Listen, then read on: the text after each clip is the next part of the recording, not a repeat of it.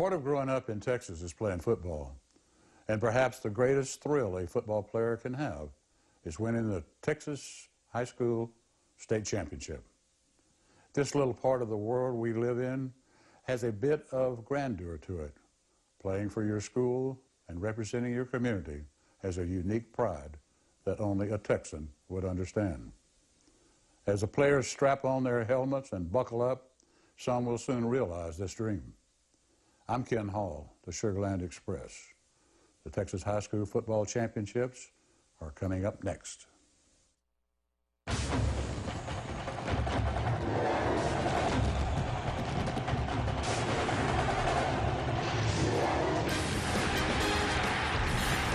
AT&T Stadium in Arlington, Texas, we welcome you to the UIL Class 2A Division II State High School Football Championship presented by State Farm. The matchup is a rematch of 2 years ago featuring the Cisco Loboes and the Refugio Bobcats. Hi again, everybody.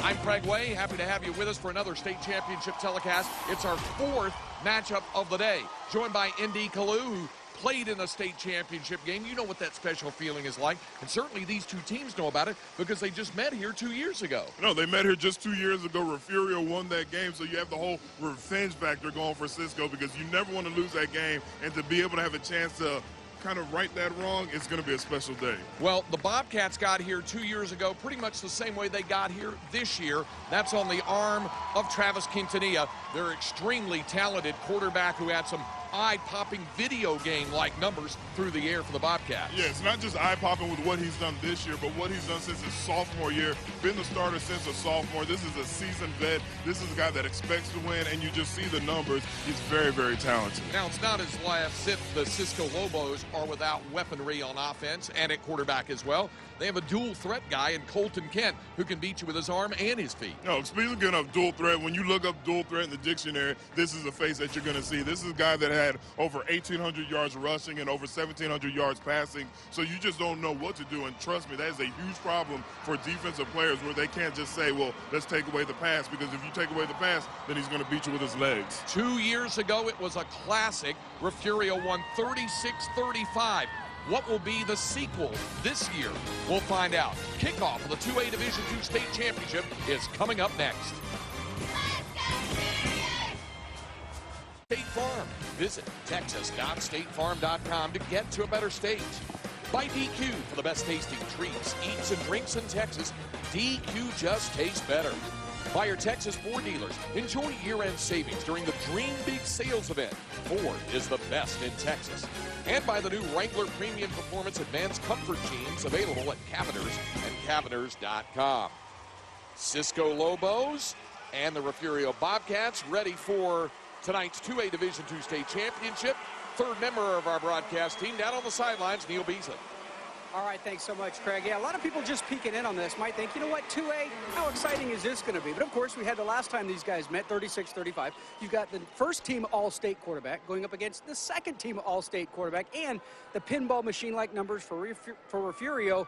But they might actually be the underdog in this one. Cisco's been rolling everybody, including the playoffs. Buckle up. This one's going to be a lot of fun. No question about that, Neil. As you look at Jason Herring in his 7th season at Refugio, won a state title at Sonora in 2000 and then came down to the Texas Gulf Coast and won the title 2 years ago of the Lobos, 36-35. And another big You're kicking this way. Put your backs this way, White. hand. Guys, put your backs down here. Cisco will kick it off. Ontario will receive the first half kickoff. Shake hands. Good luck, gentlemen. The Bobcats to get the football first. And ND right away, it'll be a test for that Cisco Lobo defense to try to see if things slow down and contain Travis Quintanilla in the offense. And I'll tell you what, that opening drive, that's going to be very important for that Cisco defense, because a lot has been said about Quintanilla and all the yards that he's thrown up and all the touchdowns that he's thrown for. If they can somehow muster up a stop, not so much a 3 and out, but a stop on that first drive, it'll give them that confidence early on. Now the Bobcats, one loss this season, that to Lago Vista in a non-district game, wild high-scoring affair. but otherwise they've not been headed. Cisco, of course, Coach Brent West, and the Lobos looking for the school's first ever state football championship. Cisco has been here before. This is the 5th appearance in the title round. They've come oh so close a couple of times, but still looking for that first state championship to take back to the Microplex, the Big Country region. I'm telling you, Craig, it's important. You know, I've told you, 12 years in the NFL, 4 years in college, and to this day, when I think about when I made it to state in high school, we lost Odessa Permian, it still bothers me. So these kids are definitely playing the game of their lives. And 91 5A Division I state championship still resonates for you. Yes. Division II title, I should say. That year, the Division I title went to Colleen in 5A Division I. That was the Division II title that Odessa Permian won. You are a walking encyclopedia when it comes to this. So I'm very impressed. Here we go with a kickoff. And for the Lobos, as they get ready to kick it, it's Landon Lewis to kick off for Cisco. And the 2A Division II state championship is underway. Fielded by Jalen Mascuro. Mascuro, the freshman, taken down at the 20-yard line. Good coverage by the Lobos. Now the Bobcats go to work. We mentioned that young man, Travis Quintanilla. Completion percentage, yardage, touchdowns. For as many times as he threw the football and only have 8 interceptions, that's pretty impressive. And the 2A Offensive Player of the Year in the state of Texas. Quintanilla and the Cats go to work. J.B. Brown is the man in the backfield, and on first down, a quick pass outside. And that one goes upfield to Brown. And immediately a gain of 12 yards as we look at our Ford starting lineup. First for Refugio on the offense. Kobe Herring, Joe Richard Castellano, Trace Mascoro, Jonathan Cantu, Nick Villarreal. Backs and receivers, Isaiah Perez, just a sophomore, has rushed for over 1,000 yards. Marquise Brown, Tyler Castellano, Devin LaFrance, and Dana Franklin. On first down, handoff, sweep to the left side is Brown. J.B. Brown shook off one tackle. Turns it upfield before Cody Gibson can make the tackle for the Lobos. It's a pickup of 5, the Ford starting defensive unit for the Lobos. Brandon Allgood, Cole Scott, Vernon Owings, and Dustin McBride, the down linemen. Linebackers, Caleb Raines, Cody Gibson, and Mason Reed. And in the secondary, Cody Hoover, Tyler Gale, Landon Lewis, and Tyler Callahan. Under pressure. Now here goes Quintanilla. Running and close to a first down. It'll depend on the spot. It's very close. And in fact, they say it is enough. And a first down by Quintanilla. And you see right here, he's definitely dropping back. He had a very deep drop back to throw the ball, but he shows that he can also get the plays done with his legs. He's known for his passing, 66 touchdown passes in the regular season, but he can also scramble to pick up the first down when needed. First down and 10 for Refugio. Hand off and speed sweep to Tyler Castellano.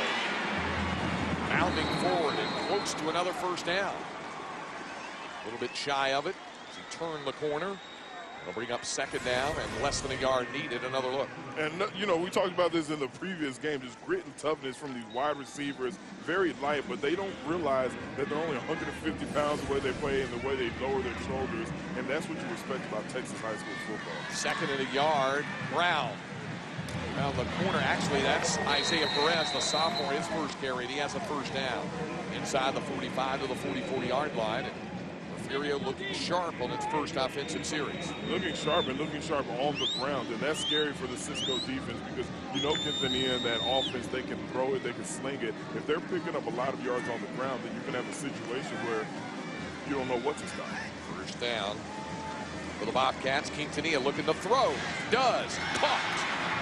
Inside the 30, Kevin LaFrance. 20 yards and a first down for Refugio. The accuracy that he shows on the pass while he's on the move. He has a big target in Devin LaFrance, 6'3", 200 pounds. But you see right there, he's avoiding the sack, avoiding getting hit, and he's still able to put that ball right where it needs to be. Out of the empty set, but the flag goes down as the play engages. This will be a false start. Charlie snap. False start. Offense. 5-yard penalty. Still first down.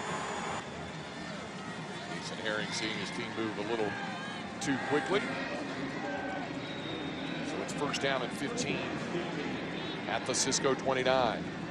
Just a well-rounded team. Of course, it all starts with Quintanilla, but when you look at Devin LaFrance, 6'3", 200-pound wide receiver, over 1,000 yards receiving. You talk about Isaiah Perez, the sophomore running back with over 1,000 yards. There's so many playmakers. Speed sweep doesn't work that time. And Mason Reed on the tackle. Coming around the corner was Jonathan Rosas. And Mason Reed said we have some playmakers as well on this defense. He's coming into the game with 5 sacks and 2 interceptions and over 150 tackles.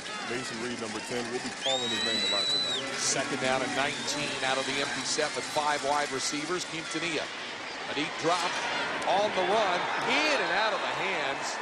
A catchable pass for Dana Franklin, but the senior wide receiver could not hold on. I don't know if the ball was tipped or if his view was obscured by the defensive back. Very good play by Mason Reed once again. I told you we'll be talking about his name, and you see here on the replay, great job by the camera crew. He was able to tip that ball and change his direction. Third down and 19 for Refugio. And Quintanilla sending Castellano in motion. They'll hand him the football. It's a reverse and a pass to come from Mascoro, the freshman, back to Quintanilla. A first down inside the 10 on third down and 19. Tyler Castellano, a hand back to Jalen Mascoro, the backup quarterback, and he finds Travis Quintanilla on the receiving end of that pass for 28 yards. And when you have a top-notch quarterback like Travis Quintanilla, you don't expect him to go out and catch a pass. So very heady call by the Refugio coaches. First and goal at the 5, and this one down to the goal line, and Isaiah Perez is across for the Bobcat touchdown. What an opening drive for Refugio, undaunted on third down and 19. Hey, it's just what a call, what a drive. And it just shows how explosive and how many options they have with the receivers to the running backs. Just a great, great play call by these Refugio coaches. And here's Perez, the sophomore, taking it in for his 22nd rushing touchdown of the season. And he packs a punch. You saw how physical he was on that play. 5'10", 205 pounds, and he brings it every time he clears the block. Adolfo Cordero with the extra point, and it's good. So Refugio's first possession of the ball game ends like many have this season, with a Bobcat touchdown and a 7-0 lead.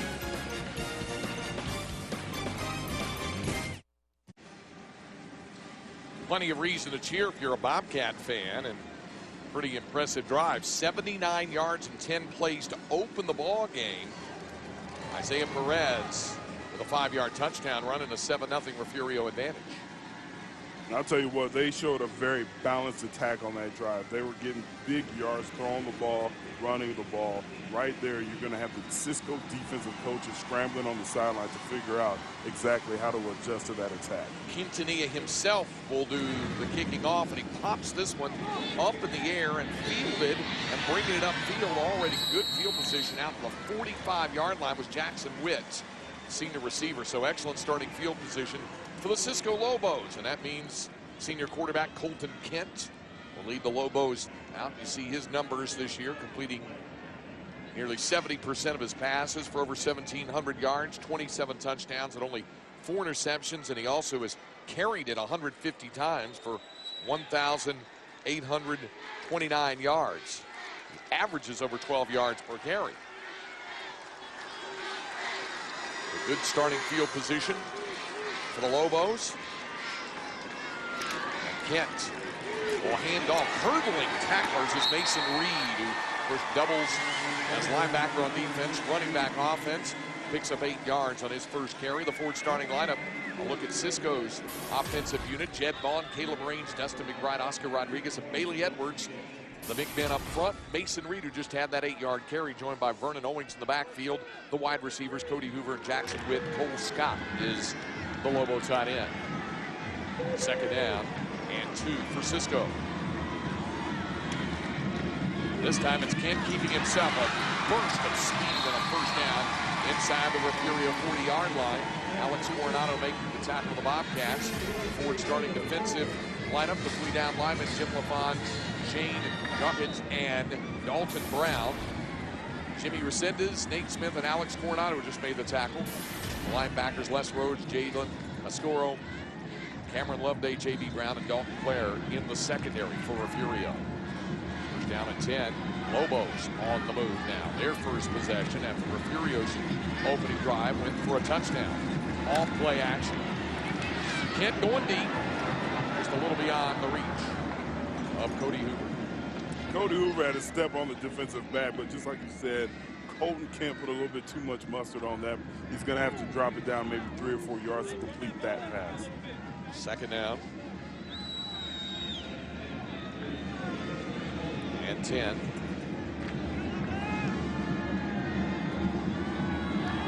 Four wide receivers, and the running back is Reed. Kent, quarterback draw. Bobcats ready for it this time. Several black jerseys. Jimmy Resendez, one of those, the junior outside linebacker. Also Devin Tagle stuffing it for a loss of a yard. And as you see the play, he tries to follow Mason Reed, but what happens, there was a little too much separation. Mason Reed goes through the hole. The hole was open, but it closed up by the time Colton Kent was able to hit the hole. So right there, he would have to be a little bit closer to his lead blocker on that play for it to be effective. Third down and 11. After Refugio 39.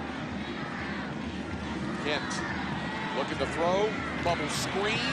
Breaking some tackles is Cody Hoover. Not enough for the first down for Shane Jokets. Brings him down. It's a 6-yard pickup. And it'll be 4th down coming up for the Lobos at the Refugio 33. They'll need 5 yards here. Might be 4th down territory in their minds. And the Lobos do plan to go for it. 4th and 5 at the Bobcat 33. The toss back short of the first down is Mason Reed. The Refugio defense holds Nate Smith, junior middle linebacker, on the tackle. The ball goes over on downs at the 31. No, I like the play to go for it, but I just don't like the play call. When you need to pick up 5 yards, I would expect them to go to east to west towards the sideline or go down the field. You have a capable quarterback in Colton Kent, but to run in between the tackles on a 4th and 5, that's asking a lot of your offensive linemen to run back. So Refugio right back to work offensively. Quick dump pass goes outside. That one to J.B. Brown. And Brown already with a swing pass picks up the first down and pickup of 10. These Refugio offensive players, they are so explosive. You've already used the word burst when you're talking about Cisco, but you could also say it about with the Refugio offensive players. As soon as they get the ball, they just burst up the field. They do it again. Same play. J.B. Brown, not a first down this time, but again, good yardage on that quick outside pass. Caleb Raines made the tackle. That's a pickup of 6. And it's 2nd down and 4. Quick outside pass, and they're not letting the defense get comfortable. You're noticing they're running multiple plays with very little time. This time, speed sweep to Castellano. Castellano with a first down. Or Landon Lewis, the junior strong safety, can bring him down. What I like about this run by Castellano, the patience. He gets behind his blocker. You see he slows down his stride. Then when the hole opens back up, he turns into another gear. First down.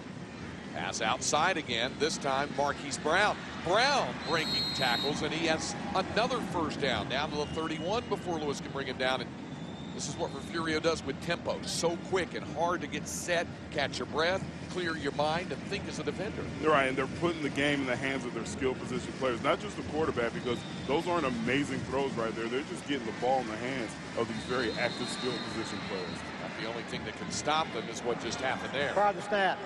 Ball started. Offense. 5-yard penalty. Still first down. Christian Mascoro called for the false start. That'll move the Bobcats back 5 yards.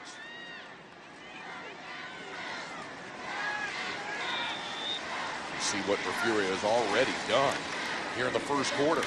Again, around the corner, Castellano popped pretty hard as he is out of bounds at the 31-yard line. And there's another flag now. And this one is coming back as well. Back-to-back penalties. See Jason Herring telling Isaiah Perez to be ready. holding, offense, 10-yard penalty, still first down. Penalties have been the only thing really that's pushed Refugio back, Indy, and even on the first drive, they converted a 3rd and 19 and ended up scoring a touchdown. And the obvious is moving backwards. You never want to do that, but now they're killing their momentum because they were such a quick-paced offense. Now they're giving the defense time to get set. From the empty set, Quintanilla throwing deep, intercepted, picked off by Cody Hoover. And Hoover turning it upfield, and they'll bring it back to the 28-yard line. Just the 9th interception of the season. And I say only the 9th because Quintanilla has thrown so many passes. In fact, Quintanilla top 400 attempts this season, but that one is picked off by Hoover. And you see right there on the replay, Hoover became a wide receiver on that play. When he saw that ball being overthrown, he knew he had a chance to get it, and he turned into a wide receiver, getting under the ball, intercepting it, and getting up the field. That was a very nice catch by Cody Hoover. 10 interceptions on the year, so he is used to making plays like that. The Lobos, second possession, were able to move the ball before they were stopped on downs at the Refugio 31 on their first possession. Back to Mason Reed. Reed across the 30 and up to the 33-yard line for a pickup of 5. J.B. Brown at free safety makes the tackle.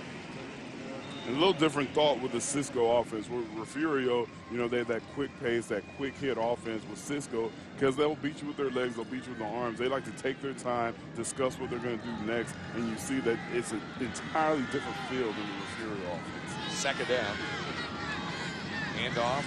Reed shoving forward to the 36. Vernon Owings, rather the fullback, first man through. Owings before Jimmy Resendez can stop him. It's going to bring up 3rd down and 2 for Cisco. You might see them go right back to Vernon Owens. When you talk about a load, the senior fullback, 225 pounds, and if they could get a head of steam and have him fall forward, they should be able to pick up that first down. Owens is the fullback in the eye. And on 3rd down, it is a toss to Reed. Reed has the first down. Up to the 40-yard line. Mason Reed on the toss sweep. Scorer of the tackle. We talked about Colton Kent and his rushing prowess. Reed over 1,000 yards rushing this season as well for the Lobos. And he gets it done on the defensive side of the ball and the offense. A lot of guys on the 2A, 3A level, there are those Iron Man football players. But with Mason Reed, with what he's been doing on defense and offense early on in this game, you wonder and you get a little bit nervous for them that he may get a little worn down before the game's over. 4 wide receivers for Cisco. Colton Kent from the shotgun. Again, it's to Reed. And then Kent pulls it back, but he's only able to pick up a yard. The zone read keeper by Colton Kent, and Jalen Mascoro, a freshman, forcing him out of bounds. Jalen Mascoro and the rest of that defense, they did a very good job in staying where they needed to be. They stayed in position. They didn't bite on the Mason Reed handoff, and that's why there weren't any yards to be picked up on that play. Second down. On the 42, it is a 3-yard pickup, but unable to get the corner that they wanted. Again, the zone read, this time to Mason Reed outside. He's got the first down. As Kent held on to it, and at the last moment had Reed taken, Dalton Clare finally makes the tackle.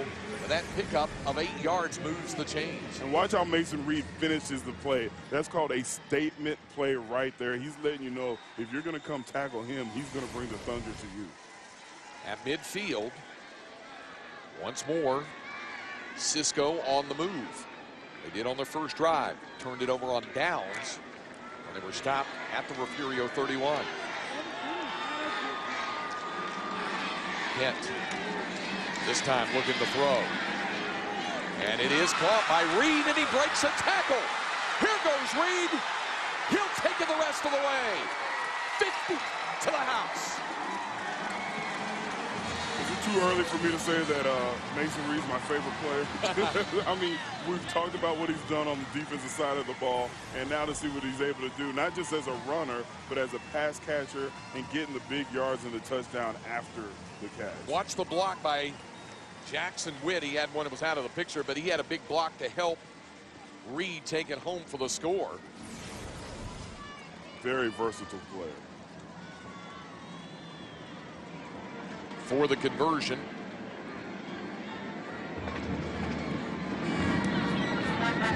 The kick is good. That one is through for Landon Lewis. Game tied at 7. Mason Reed, 50-yard catch and run. And now a special message from State Farm. Monday to Friday, Mundo Fox. Cisco marches 72 yards in 6 plays to tie the score with Refugio. The march to the state championship round for the Lobos looks pretty easy, doesn't it? Lopsided wins over Stanton, Spearman, Abernathy, Canadian, and the Leonard Tigers in the semifinals last week. Where Cisco out to the west of the Dallas-Fort Worth Metroplex, 150 miles away down Interstate 20 and the Microplex. Cisco Eastland Ranger area, as they call it out there, in the big country of the Lone Star State. The Lobos ready to kick it off. Landon Lewis to kick it. Game tied at 7. Jalen Mascoro, Tyler Castellano to receive, but they'll kick this one a little bit short. It'll be fielded 24-yard line by J.B. Brown, and look at the Lobos swarm J.B. Brown to drop him in his tracks. There's a flag down as well. And with those short kicks, you get a little bit nervous because you tend to have guys who aren't used to catching the ball and holding on to the ball, catching it. Jason Herring has seen his ball club commit some penalties here in this first quarter. It'll be a block in the back, or illegal use of the hands, and a legal block, which will march at 10 yards from the spot of the foul. During the return, block in the back. Receiving team, 10-yard penalty. 1st and 10, Refugio. The Bobcats have to begin this drive from their own 14. Travis Quintanilla. One man joining him in the backfield, but Quintanilla, that quick screen outside, pitch to J.D. Brown, and Brown short game this time as Indy, the Lobo defense, appears to be adjusting to that quick outside route. Yeah, absolutely. They've seen that screen about 3 times in the first quarter, and just like you said, they're adjusting to it. So keep an eye on Refugio. They're going to bait him in, and I can see a double move where they fake the screen and go down the field. I can see that happening before the half is over. It worked for 3 yards on first down. Now it's Isaiah Perez around the corner. Big blocks in front, a first down, and much more. Turns it upfield, stepped out of bounds at the 30-yard line, but it goes for 13 yards and a first down.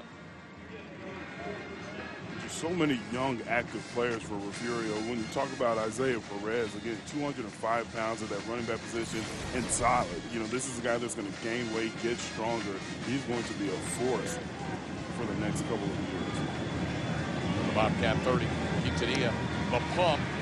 Now can tuck it in and run.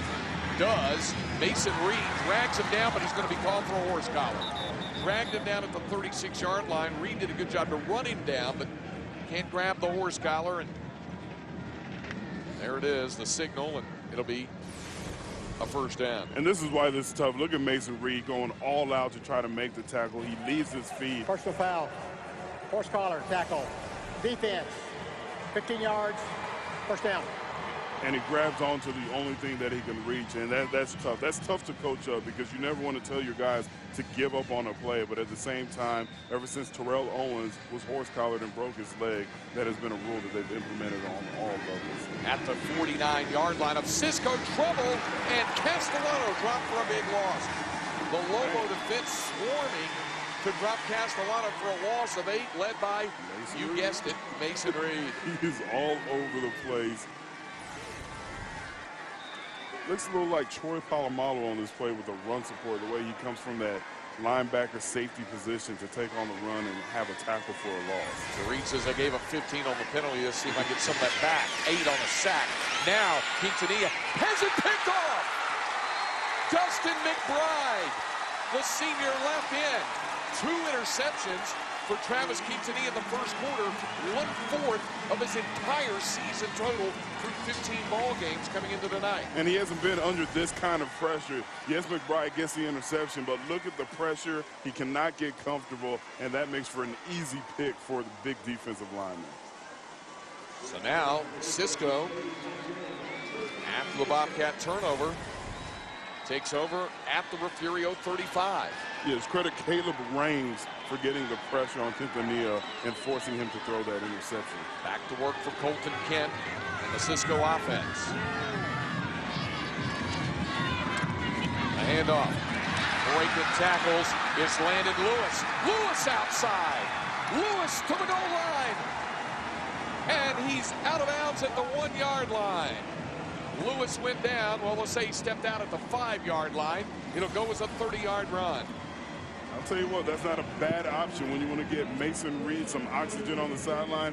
You give it to Landon Lewis, and he shows you how active he is at the running back position, coming into the game with 956 yards rushing. So they definitely have a dual rushing attack with Mason Reed and Landon Lewis. So that left foot get out of bounds to the 5. It's 1st and goal. Cisco. Rolling on the option, keeping himself. Colton Kent for the goal line, and he is across. Cisco taking advantage of the Refugio turnovers, and the Lobos have their first lead of the night.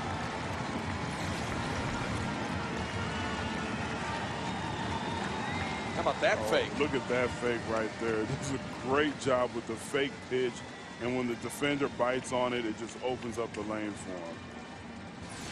Lewis, who had the big 30-yard run down to the 5, now looks to tack on the extra point. Kick sky high and good. So how fast can turnovers change a football game, ND, as Cisco's turned a couple of Refugio turnovers into eventual touchdowns? Right, it's still the first quarter, so, you know, this is something that the game's nowhere near over. But when you see the fake, just watch how the defender bites on it. He takes one step to the outside, and it creates the lane for him to get into the end zone. And just watch what the fake does with number 11 biting on it. So Cameron Loveday had to go outside. Kent then cut back inside. And there it is. Boy, how often do you talk about turnovers at any level of football making the difference? No, they're always preaching get the turnovers and never give up turnovers, and you see why. When you have an explosive offense like Refugio has, when you throw the ball 2 interceptions in the first quarter, you get down by a score, and that's what's happening right now with Cisco. So the Lobos have the lead. Refugio has been able to move the football when they kept from turning over. You like that yellow shoe, don't you? Is that a shoe or a sock? Yeah, it's like, I think it's a kicking shoe. You may be right about that looking at that. You know, that's a kick. Yeah, that's a kicking shoe. Is that a kick? Okay, I've not seen a shoe that thin. No, I think you're right. That's a kicking sock. These kids are getting fancier and fancier. The kickoff and a fair catch called for and made by Dana Franklin.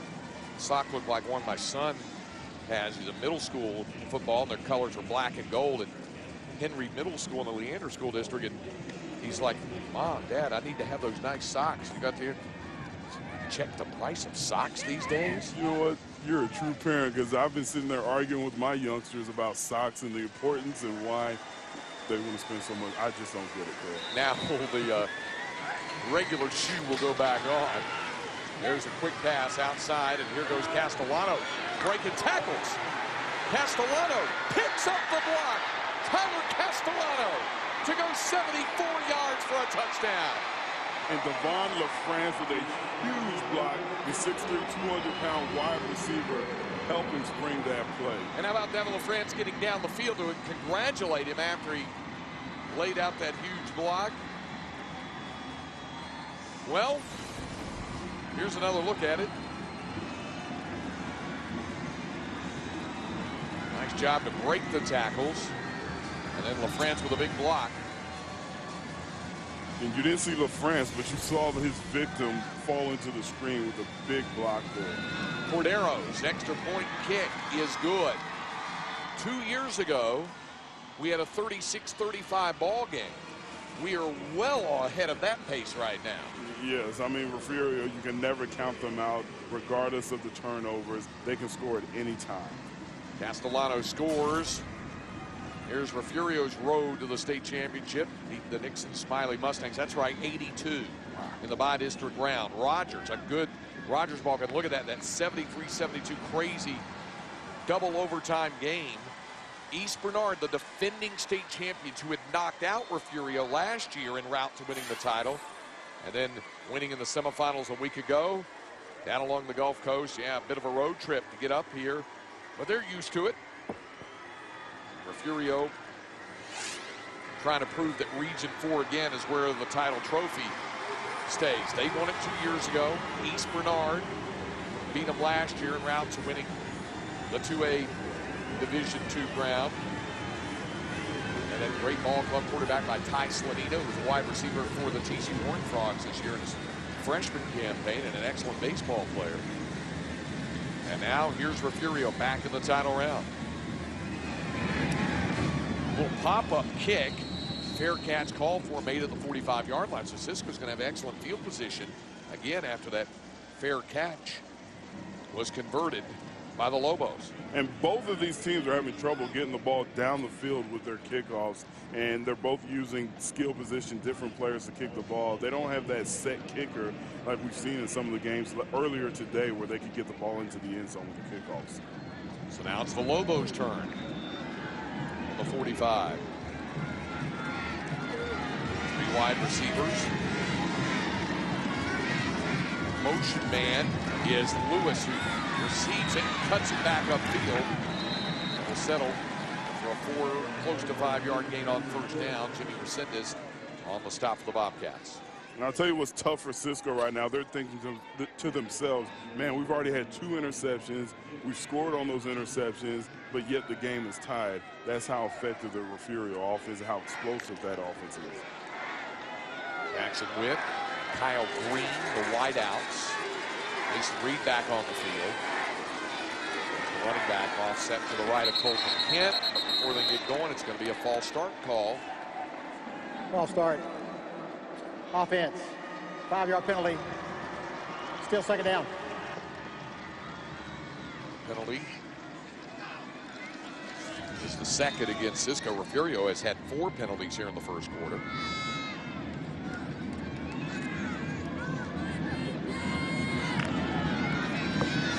Now becomes second down and 10. The zone read keeper dancing away from trouble. How about the run by Colton Kent? It's a first down at the 43-yard line. He picked up 12 yards. Boy, it looked like he was going to go down a couple of times, ND, and shook out of it to pick up the yardage. You know, right there, you think that was either going to be a tackle for a loss or no gain, and he turns it into a big first down because of his nifty feet and his athleticism. Lobos from Cisco, from the Refugio 43. A toss outside Reed. Reed knocked off his pins by J.B. Brown. It is a 6-yard gain on what will be the final play of the first quarter. We expected a shootout. You got it so far. End of the first quarter of the Class 2A Division II State Championship from AT&T Stadium in Arlington. And it's Cisco and Refugio tied at 14.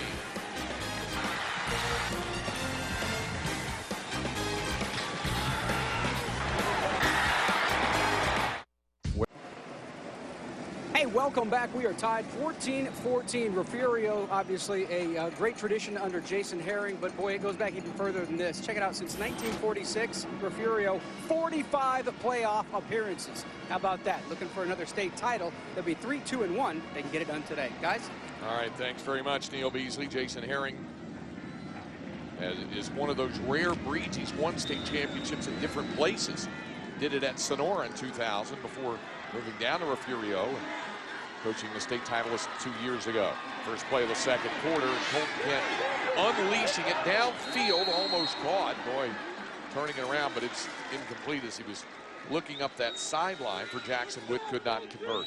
Very active first quarter. Get this, Reed already has 88 total yards in just 1 quarter of play. And Quintanilla, he's done what he's done all year. Already 136 yards and 1 touchdown. Again, just 1 quarter of play, but these guys are putting up big numbers. Third down and 4 for the Lobos. Hand off this time. And Not enough for the first down by Landon Lewis. He'll be 2 yards shy, and it's 4th and 2 at the 35. So we'll see. It looks like the Lobos will go for it here. 4-down territory here at the 35-yard line. Cisco to roll the dice here. 4th down and 2. Hence will hand it to Reed, who's in a lot of trouble. He will not get the first down. Jalen Mascaro, the freshman safety, forced him out of bounds. A loss, and the ball will go over after a 2-yard loss on downs to Refugio. And what he does, he keeps dragging it out east, west, making him go sideways until he gets help. That's only a freshman starting at safety, 6'1", 200 pounds. I would not be surprised if Jalen ends up a linebacker before his time is done over at Refugio. From the 37. Ball back in the hands of the Bobcats. Quintanilla quickly out to the side to Castellano. In 74 the last time he got his hands on the football for the score, but this time the Cisco defense ready. Tyler Callahan coming over for the tackle. Really relying on that screen play. They just want to get the balls in the hands of their skill position players and let them get the yards after the catch, but sooner or later you expect them to go back downfield. Only a gain of a yard to the 39. 2nd down and 9. This time sweeping left, Perez. Perez stops short of the first down, but a nice run outside before Cody Gibson, the junior middle linebacker, to bring him down. But that's a gain of 8, and it's 3rd down and a yard for Refugio.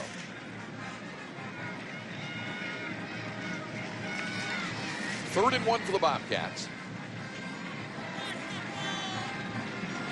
And they slowed down their pace. You know, early on in the first quarter, they had those quick plays. They weren't letting the Cisco defense get set. But now it seems either, unless there's some confusion going on with the ref. Well, they're going to call a timeout. Bobcats will take it. Tied at 14 early 2nd quarter.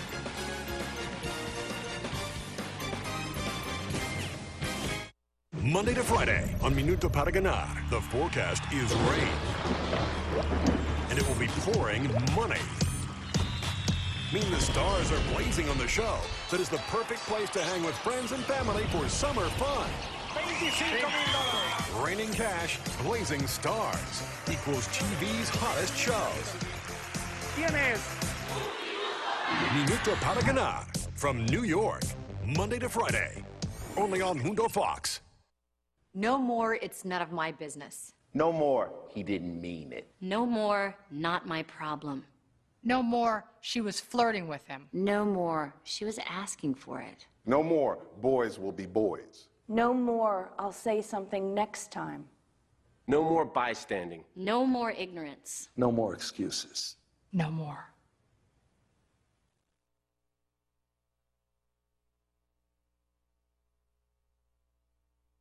Hobbytown Plano is your source for high-tech toys and hobbies. We're radio control experts with a huge selection of RC cars, planes, helis, and quadcopter drones. Get into model building with our huge variety of plastic kits, rockets, sci-fi, and more. Every kid needs a model train, and we have all you need to start or grow in this classic hobby. These are big boy toys, but we didn't forget the rest of the family. We've got puzzles, games, science kits, novelties, and fun stuff for everyone. Unique toys that spark imaginative, active play. Hobbytown Plano, located on Highway 75 at Parker Road.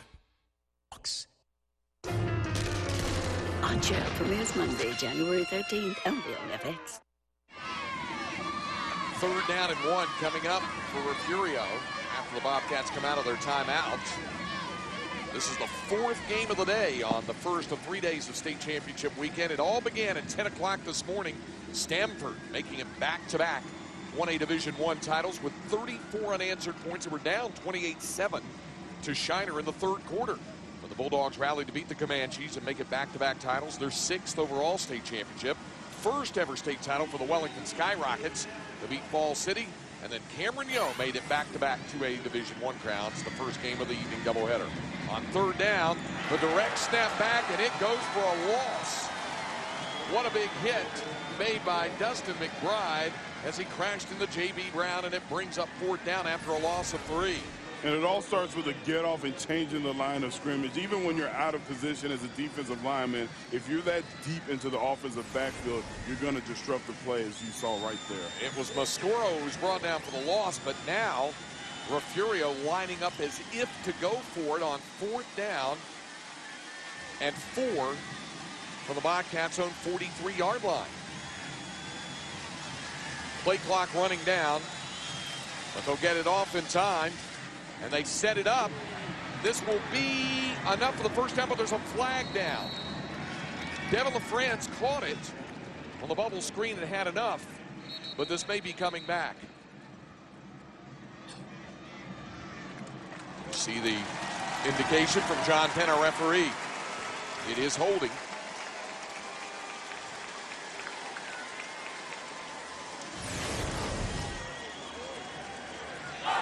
Holding. Offense. 10-yard penalty. Still 4th down. Right there on the block, trying to set up the block on the bubble screen. Right, that's tough. So now you go from a 1st down to 4th and long. And Quintanilla is back deep. J.B. Brown has come on as well. It is 4th down and 14. The kick by Quintanilla, a good one. Nobody back deep, but it does take a Cisco bounce before it is knocked down and spotted at the 27-yard line. It's a 39-yard punt. So the Cisco Lobos are able to get the stop.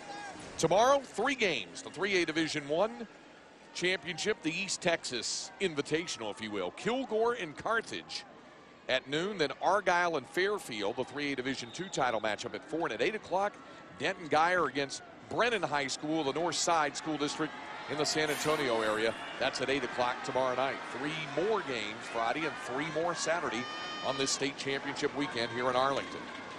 On first down and off play action, Kent deep downfield with a man open.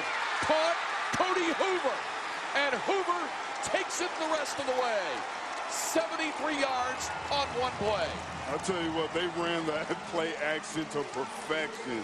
He faked the handoff. He had some of the defenders bite on the running back, and then you see the nice touch on the pass to Hoover. Hoover gets behind the defensive back, and what I like about this throw, Craig, he never had to break stride. Cody Hoover never had to break stride to make that catch, and that's why it went for 6 instead of just a big gain. And how about him turning outside the moment he made the catch to run away from the defender?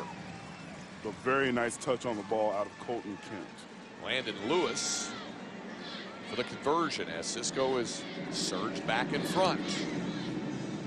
Kick is good. It was 7-0 Refugio. It was 14-7 Cisco. It was tied at 14, and now the Lobos are back in front on the 73-yard strike for the touchdown to Hoover. And now a special message from your tech. What if you meet the love of your life? Te amo. También te amo. And life gives you the most precious gift. Voy a tomar a mi hija, voy a tomar las riendas de mi vida y cueste lo que cueste, voy a dejar todo atrás. Voy contigo y con Julia a cualquier parte del mundo. But suddenly, you are gone. Ana tiene todo para triunfar en el circuito internacional. ¡Es el fin de mi sueño para ti! ¡Ana, espera! ¡Espera, Ana! ¡Ana!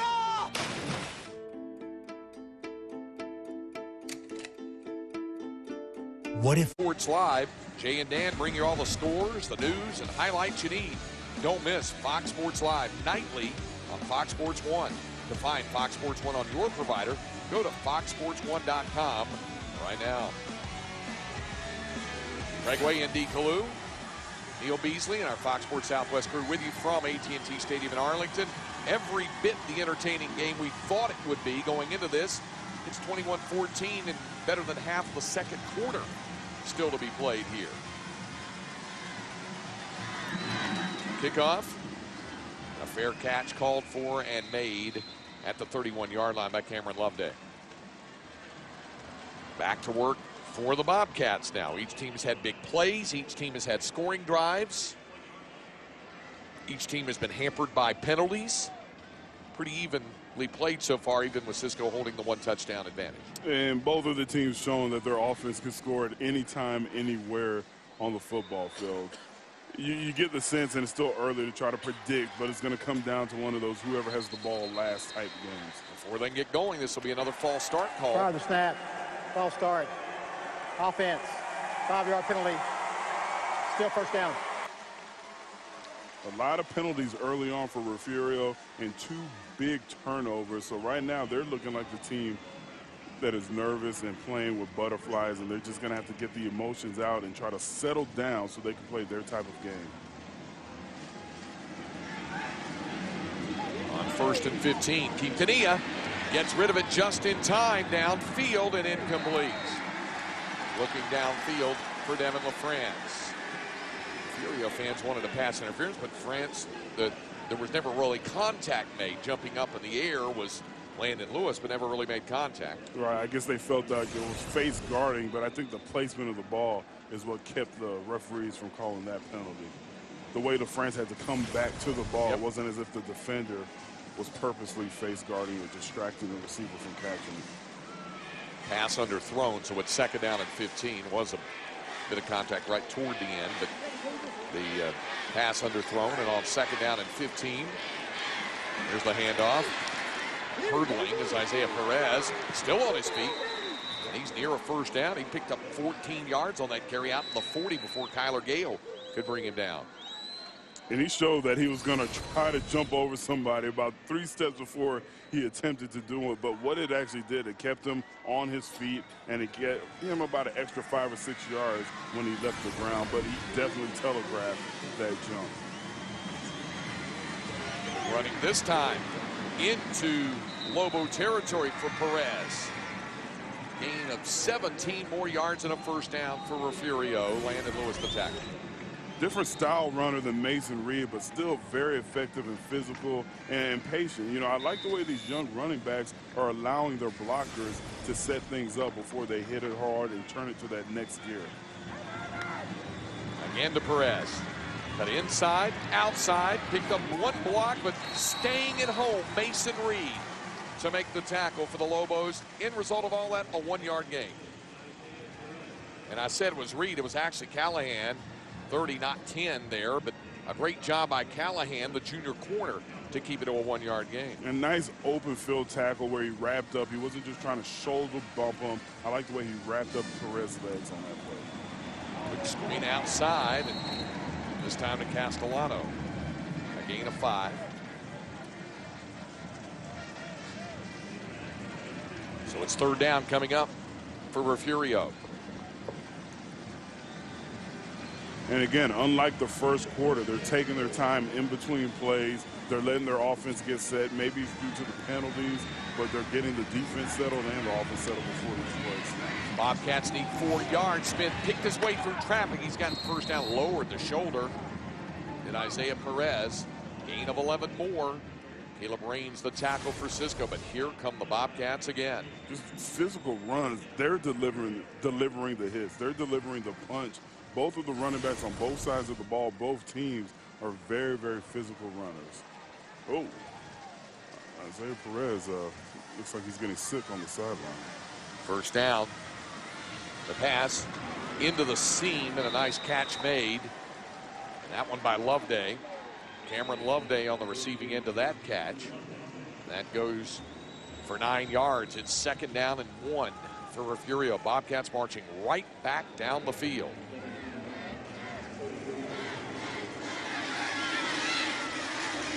Quintanilla to the air, open, the catch, Castellano. A first down to the 6. It'll be 1st and goal, Refugio. And balance. When I see Refugio, what I'm seeing is balance, not just the big plays. They hurt you with the 5-6 yard runs. They hurt you with the 10-yard pickups with the pass play. When you have teams that have success running the ball and throwing it, it makes it that much more difficult to stop because you don't know what to focus on. First down and goal for Jason Herring's ball club at the Cisco Loboes 6. Coaching staff kind of out there on the field with those play cards so that the Bobcats can see it. Quintanilla will keep it himself, fooling nobody. Loboes come in on the tackle. A loss of 3, led by middle linebacker Cody Gibson. And not just Cody Gibson, he's the one who's going to get credit with the tackle, but those defensive linemen, they were able to clog it up in between the guard where Quintanilla was trying to pick up the yards, but there was just nothing there for him to pick up. Second down. And goal from the 9-yard line of Cisco.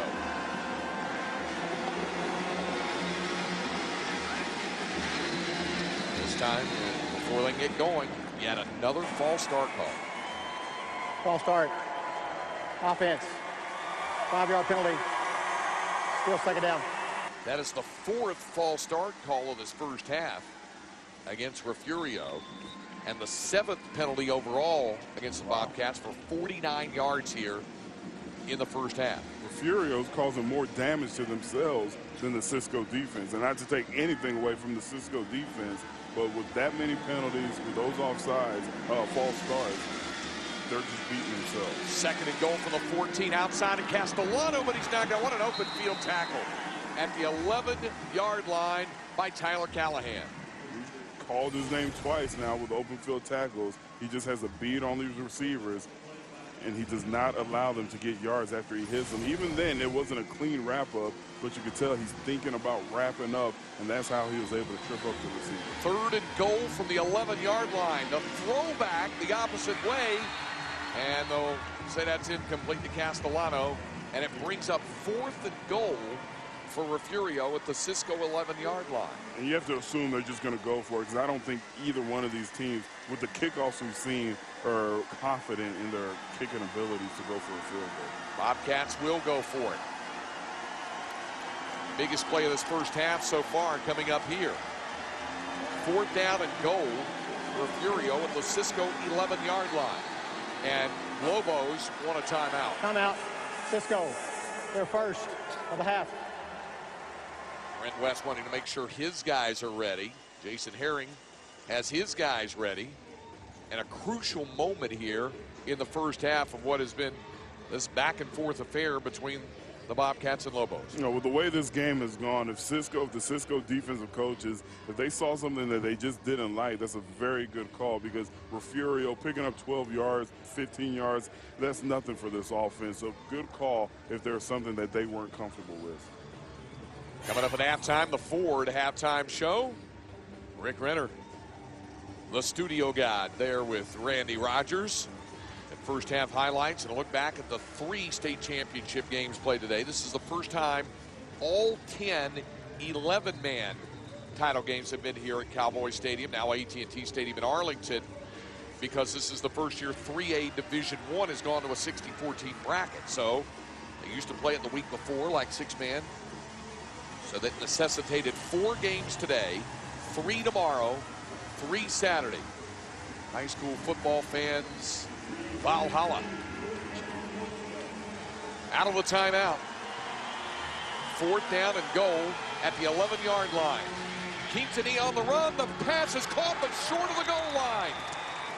LaFrance made the catch. Cody Hoover dropped him less than 1 yard from the end zone, and Cisco takes over. And I'll tell you what, that is a big play by Cody Hoover. LaFrance, we've talked about his size, 6'3", 200. If he's able to turn around and just fall forward, that's a touchdown. But because of Cody Hoover's ability to wrap him up and fight him, that's the difference between a completion and 6 points. Very, very good play by wide receiver and defensive back Cody Hoover. 99.5 yards away from the goal line, but Cisco is happy to have the football, having stopped Refugio. Vernon Owings, Mason Reed, the running backs. The toss back into the end zone for Reed, and he manages to push it out to the 5-yard line. For a gain of 4, J.B. Brown the tackle.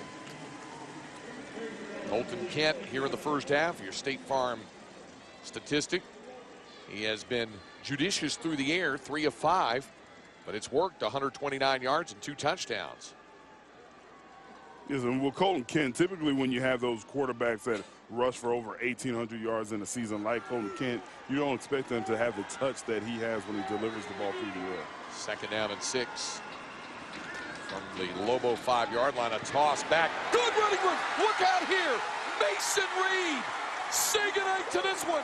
Mason Reed, 95 yards for the touchdown. I'll tell you what, the star is born, at least in my eyes. I'm sure he's been doing this all year. But Mason Reed, with what he's been able to do on defense, with what he's been able to do as a lead blocker, as a tailback, even catching the ball is amazing. And what I like, look at the quarterback. Look at Kent come in there with the lead block.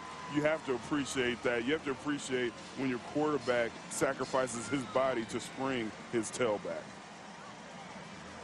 It started with the goal line stand as Cody Hoover made the tackle inside the 1 of Tyler Castellano. 2 plays later, Mason Reed 95 yards for the touchdown, and Cisco is up 2 scores. With 3:12 to go first half, Mason Reed goes 95 yards.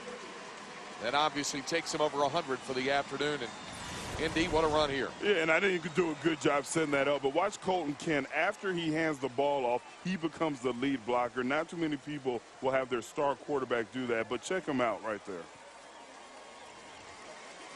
He pitches the ball, and now he becomes the lead blocker. Boy, yeah. Took out J.B. Brown. And the rest was done by Mason Reed. All jokes aside, they're going to need to make sure Mason Reed is hydrated when they get into halftime, because with all the running that he's been able to do on the offensive side, with what he's doing on the defensive side, I know this is a nice, cool environment, but those are the times you see guys cramp up. So during halftime, they definitely need to make sure that he's drinking water, even if he's not thirsty. No rest for the weary. He's out on kickoff now coverage. He's out on kickoff. Now he has to run down another 50 yards. Again, Iron Man football at its finest. Now, 3:12 is plenty of time for Travis Quintanilla and the Bobcats to come right back down the field, try to get a score before the half to pull to within 1 touchdown. And it is important for them, you would think, to try to see if they can do that, because Cisco will get the football to start the second half. Here's the kickoff from Landon Lewis. From the sock-covered foot. Here's J.B. Brown, and they say, I think, that he signaled a fair catch at the 25-yard line. You get a look at that kicking sock. Yeah, we were trying to debate if it was a sock or a shoe, but it's definitely a sock. And you're calling it a kicking sock. Is there a pad? It looks like there is a pad. Yeah, the only way that, yeah, you see there's a little bit of tread on that. And now Lewis will go over and put the shoe back on to get back onto the field. It was a fair catch called for and made at the 25-yard line. So Refugio back on offense. And Quintanilla right over the middle. Caught in the first down to Dana Franklin. 18 yards, and the Bobcats have a first down. And just like you said, they can score at any time, anywhere from the field with a big pickup like that. Still around 2 minutes, 57 seconds left. Plenty of time for Refugio to get back into the end zone. Quintanilla again. Deep over the middle and almost picked off. Boy, that was close to being his 3rd interception of the first half. Kyler Gale almost had it. And I'll tell you what, nothing against Kyler Gale, because you could credit him with a pass broken up. But to win against Refugio, when you have a ball like that, you have to come down with the interception, because like you've mentioned, like we've seen, they can score at any moment. So when you have your hands on one of their balls, you have to secure it. 2nd down and 10 for the Bobcats. Out of the empty set. Now shifting in motion is J.B. Brown, and it's Brown with the handoff. Actually, that's Perez who shifted around, and Perez up to the 47-yard line. And we'll now bring up 3rd down and 6 coming up. Clock down to 2.5 to go in the first half. And Refugio now a little quicker tempo. On 3rd and 6. Quintanilla, quick pass outside. It'll be short of the first down. Castellano made the catch, but it's a yard short. gain of 5, and it's 4th down and 1 at the Cisco 48-yard line. Landon Lewis, the tackle. Now that he's put the shoe back on, 4th down and 1 for Refugio. Quintanilla now shifts Perez, and he'll keep it himself. 1st down, pulled down at the 45-yard line. I tell you what, that's a good call, because if it's 4th and 1, with the way Perez has been running early on in this game, I'm thinking they're going to give it to the big haul. So to fake it to Perez and have Quintanilla just run around the corner, I think they caught the defense by surprise. Clock stopped while they moved the chains. Now back in motion. Refugio has 2 timeouts remaining as well. Quintanilla pumping, being chased, and now has running room. Quintanilla, a 1st down, and steps out of bounds. He might have stepped out just shy of it. He did at the 36-yard line.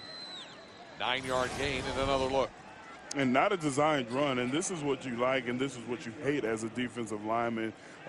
When the guys can improvise with their legs, you know, even when it's 1st and 10 and they drop back and you think, oh, we've taken away the pass, we've taken away the receivers, then you have a quarterback who's athletic enough to pick up 9 yards. It's tough to defend. Minute 21 to go in the half. Screen outside to Castellano, and a 1st down, and steps out of bounds at the 29-yard line. A gain of 7.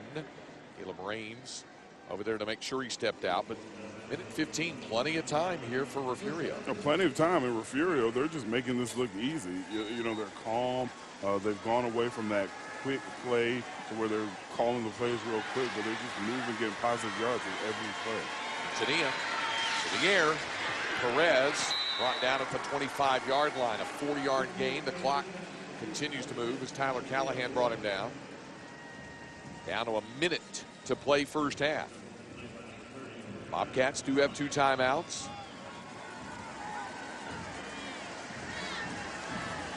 Taking their time getting set offensively. 2nd down. Quintanilla to throw again over the middle. This one's caught at a 1st down. A catch made by Loveday, Cameron Loveday. 14 yards, a 1st down. Refugio still on the move. It's down to 40 seconds. Still not wishing to call a timeout. The Bobcats look to the side. No, and they seem to know what they're doing with their body language. They're calm. They're going to let the clock go down, and then they'll strike or call the timeout when needed. It's at the 12-yard line. Here's Perez. Inside. Perez to the 5 and forced out of bounds inside the 5. Right now, this drive is going exactly the way the Refugio coaches and players want it to go. Perez, nice move inside.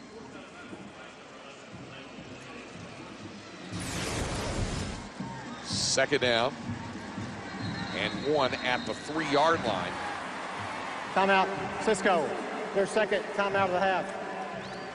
A good timeout, I think, called by Brent West to try to get his guys settled down defensively to see if they can try to make another stand here before the half is done. You're right. That's definitely what they're going to try to figure out. But right now, Refugio, they just don't have an answer for their positive yards. Crowd Goes Wild is the new weekday talk show with Regis Philbin and a cast of former athletes and journalists where you can always expect the unexpected. Catch Crowd Goes Wild weekdays at 5 Eastern, 4 p.m. Central on Fox Sports 1. Out of the timeout. It'll be 2nd down and 1. So the Bobcats can pick up a 1st down without scoring a touchdown, and they do have 2 timeouts, so with 22 seconds left, there's time certainly for at least 3 or 4 more snaps, you would think. Definitely time to call a play that's designed to pick up the 1st down. Now, if they get the extra yards and score a touchdown, that's icing on the cake, but they don't have to go for the score. They don't have to get too aggressive. I can see a run to Isaiah Perez to pick up the 1st down and get another 4 downs, especially with the 2 timeouts that they have. All right, 2nd down and 1. Perez with the direct snap. Perez in for the touchdown. Or you just scored. A different look that time on the formation for Refugio, and it works for 6. And when you have this many options and weapons, you can do so many different things. I mean, look at Perez. I don't know if you want to call this the Wildcat or whatever name they want to have for it now, but when you put your top runner, the quarterback position, just get the ball in his hands. And this is the second time I've seen him down on the sidelines. You're wondering if all the yards, all the hits that he's taken early in this game is taking a toll on his body. Timeout, Refugio. The Bobcats take the timeout. Now, Perez will be one of the guys happy to get to the locker room and get some fluids at halftime. Like you mentioned, it's not hot, it's not cold. We're indoors, room temperature, but obviously you work up quite the sweat and the exhaustion during the course of a football game. And it's a 28-20 contest. We'll see if Jason Herring wants to eschew the kick for the extra point and go for two. And a lot of times you'll see the fellas, you'll see the guys, the athletes cramp up when it's not that hot. When it's hot, you're always forcing yourself to drink. But when it's this cool environment, you think to yourself, oh, I don't need to drink. I feel fine. And that's when you get dehydrated and lose more fluids than you actually know that you are. Adolfo Cordero will come on to kick the extra point out of the hold of Dana Franklin to make it a 7-point ball game. The kick by Cordero is good. So a 28-21 lead with 16 seconds to go in the half. And you see Isaiah Perez getting some oxygen right now. So just like you said, these 16 seconds can't tick off fast enough for a guy like Isaiah Perez, who's put in a lot of positive work this first half. Very active in the Refugio offense. Cisco, of course, had the 95-yard touchdown run by Mason Reed. Went up 2 scores at 28-14. Back comes Refugio to make it a 1-score game. Cisco will get the football to start the second half.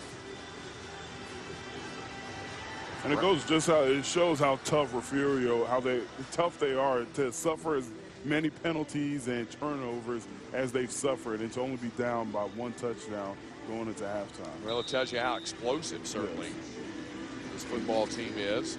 They set a Texas State high school record 2 years ago for most points scored in the season. That record was broken this year by the Alito Bearcats, who still have a game to play Saturday at noon in the 4A Division II Championship against Brenham. Pop-up kick, yielded, and on the return, out across the 40 is Kyle Green with 10 seconds to go in the half. Which, if Brent West wants to, is enough time to have Colton Kent rear back and fire it downfield. Yes. The way they've been able to score throughout this game, I don't think you ever take a knee. You always figure that you have a chance to score no matter where you're at. I would not be surprised if they go for it. They do have 4 wide receivers. And Kent, quarterback draw, but Furia plugs the hole quickly. Jim LaFond hit him first, and that'll do it for the first half. That's the end of the first half. Well, last year, 2 years ago, excuse me, the final was 35-31, or 36-35, excuse me, as Refugio beat Cisco 2 years ago to win the 2A Division II title. 36-35 at the half. It's 28-21, and let's go down to the sidelines to Neil Beasley. Yeah, with Coach West. And, Coach, the fans are having a great time. How about you in this I'm game? having a great time, too. It's definitely a fun one to watch. Offensive battle. We've got to do something to keep the ball out of Quintanilla's hands. He's definitely dangerous. They've got their running game going, and that was something coming in that we didn't feel like might not be quite as strong as 2 years ago, but they're doing a dang good job of rushing the football. We got to get going defensively the second half. Offensively, fairly, a couple of miscues there. Offensively, we need to drain that clock as much as we can, milk it, as we say, and hopefully we'll find a way to win this thing in the fourth. Easier said than done, right? That's correct. All right, good luck second half. All right, guys, we got a good one, 28-21. All right, thanks very much, Neil. 28-21 at the half, a big goal line stop there, set up the 95-yard touchdown run. But back comes Refugio. It's a one-score game at halftime of the 2A Division II final. Wherever you are. Archer premieres Monday, January 13th, only on FX.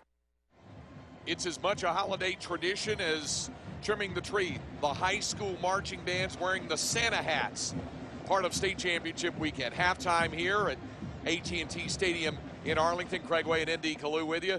Refugio, Cisco leads 28-21. There was a 36-35 game 2 years ago. So you're not disappointed in anything you've seen so far, right? How could you be disappointed? I'm tired. You know, just watching these guys, I'm tired. This has been an exciting ball game, but Cisco's been able to take advantage of some turnovers. Well, it started off with Refugio marching it right down the field early on for the Bobcats, and Travis Quintanilla and Isaiah Perez doing the honors. Yes, you see how what type of physical runner he is. But guess what? Quintanilla can get it done also. But if you want to put Isaiah Perez at quarterback, just run the Wildcat with him. He's been very effective as a runner in the first half. But the Lobos counter, and they do it on the arm of Colton Kent. Colton Kent, you know, he's shown that he can get it done with his touch. He's shown that he can get it done with his legs. But that guy right there, Mason Reed, he's the early on MVP of this game. Had a big touchdown running and catching the ball. And then how about this run, ND? Oh, man, like I said, we've been talking about Mason Reed throughout the entire game, what he's done on the defensive side of the ball and the offense. And you see this long run. He's just a great athlete. He can do whatever the coaches ask him to do on the football field. 95-yard touchdown run there. It's 28-21. And let's go down to the sidelines to Neil Beasley. All right, with Coach Herring. Coach, wasn't perfect offensively. You had some hiccups here and there, but you're only down 7. Yeah, we didn't play a very good half of football, and we're still in the game. So I told the kids we just need to relax and play. We didn't play very good defensively, didn't play very good offensively, and we're only down by 7 points. So that's a blessing. We're going to have to get some stops defensively, though. It did seem like no one was really hanging their head or anything in the first half. Did they seem that way also in the Oh, yeah. We're so young. Our kids don't know you're supposed to get down in the dumps. They just keep playing. Good luck in the second half. Thanks, Hoss. All right, guys, we got a good one brewing. You bet. Let's take a look at the forward first half stats. Look at the first down edge for Refugio, and look how close the total yards are in this game. The penalties, obviously a factor as well, Andy. Absolutely. The penalties and the turnovers, 7 penalties for 50 yards. Once they were getting things going, they just kept shooting themselves in the foot and having to step back. But really, when you combine the penalties and the turnovers, that's why Refugio's down right now. But only by 7 at 28-21. 369 yards in the first half of the Bobcats and 323 overall. And it's as much fun for the band and for the fans as it is for the players, getting a chance to see their Friday night heroes on a Thursday night battling for a state championship. That's how it's to play where America's team plays. I mean, this has just been a great day. It's had that basketball tournament feel. You know, you see some of the other football players who are going to play tomorrow. They're in the stands checking it out. It just reminded me of that whole AAU basketball tournament feel when I was young, and it's cool to see it finally happen for football. Well, you bring up basketball. The Final Four is here in March. Wow. This is a great venue, obviously. It's hosted so many things. Among those, the Super Bowl and the first college football playoff national championship to come as well. But it's high school championships this weekend. Travis Quintanilla and the Refugio Bobcats want to get a stop defensively and then get the ball over to the offense. So 24 minutes. Football to crown a state champion in 2A Division II. For the Lobos, deep to receive it, none other than Mason Reed.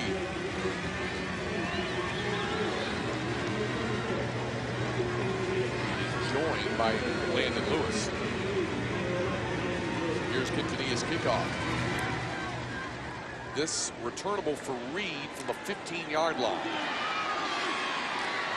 Cutting it outside. They'll settle for a 21-yard return out. Make it a 22-yard return out to the 37-yard line. Cisco's had good starting field position on several occasions tonight. Right, both teams have because of a lack of a true kicker, so they can't get the ball into the end zone. But right there, you have to credit Mason Reed. Nice return, and the way he ended that return is how the first half went, just physical. You know, you hear the pads, you feel the hitting. This has been a very physical, hard-fought game. 37-yard line of Cisco to open the third quarter. Colton Kent, off play action, will keep it himself, and a huge hole for Kent, splitting the defenders. 63 yards on the first play from scrimmage. You know what, you could draw it up, you could coach it, Craig, but something that you can't do, you can't coach speed, and that's what Colton Kent has. Once he sees that seam, he doesn't break stride, he doesn't juke, he just outruns the defenders, and you can argue that some of those defenders, they had good angles, but when you have the speed of Colton Kent, you have to have perfect angles to stop him. What's that old phrase? Speed ain't ever had a bad day. That's right. And Colton Kent is having a good day because he possesses a lot of speed. For the conversion, Landon Lewis out of Colton Kent's hold. The kick makes it 35-21. Cisco right back up by 2 touchdowns, and another look at this 63-yard run. And I'll say this about Refugio, this is a team that won't get down because they can strike so quickly, but you just have to be impressed because with Colton Kent, when you watch this play, you think to yourself, okay, he's just another athletic running quarterback, but he's already shown and proven that he can beat you with his arm as well. So a true dual threat at the quarterback position when you talk about Colton Kent. Well, Cisco scored 35 points on Refugio 2 years ago and came up 1 point short. Here, they've reached 35. A total of 21 seconds into the third quarter.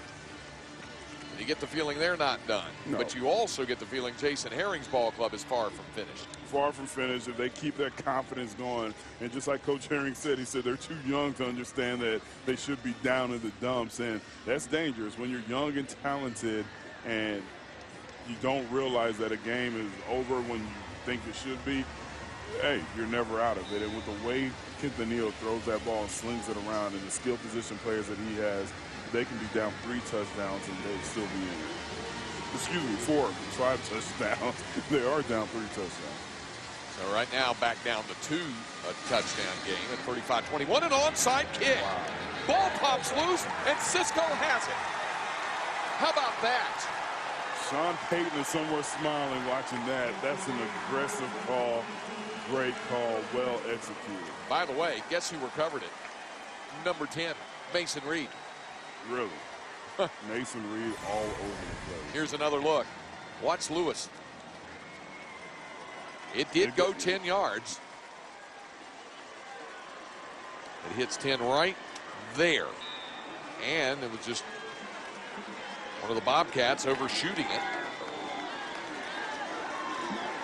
To be up 14 points and call that, that is a gutsy call. So from the Refugio 49, there's Kent. Gain of 4 to the 45-yard line. Jimmy Brissett is the tackle. Now, we'll say this, Indy. The Bobcats have to be reeling a little bit, kind of back on their heels here. They've taken a couple of body shots, the punches to the gut on the touchdown run, and now a recovery of an onside kick. Not only that, they're probably still tired with the momentum going to Cisco, but you know what, we talked about they do have a nice mixture of young guys and old guys. They're 3 starting defensive linemen, all seniors, so I'll expect them to lean on those guys to make plays right now. Kent, he's up the left side, caught. Mason Reed, touchdown, 45 yards. Mason Reed, a senior, I don't know if he has offers or, you know, what his plans are for after Cisco, but he definitely is going to be opening the eyes of some college scouts tonight with what he's been able to do. Watch him catch the ball at the highest point. You know, that's something the great receivers do, and this is an all-round player. I don't even know what position to tack to Mason Reed, but when he goes up for the ball, he looks like a receiver. When he takes the handoff and runs 95 yards, he looks like a full-time running back. That's just a great all-round football player, Mason Reed. He's played a little bit of everything tonight. Now the issue becomes more serious. Look at how that ball was laid in by Colton Kent, and Reed does the rest.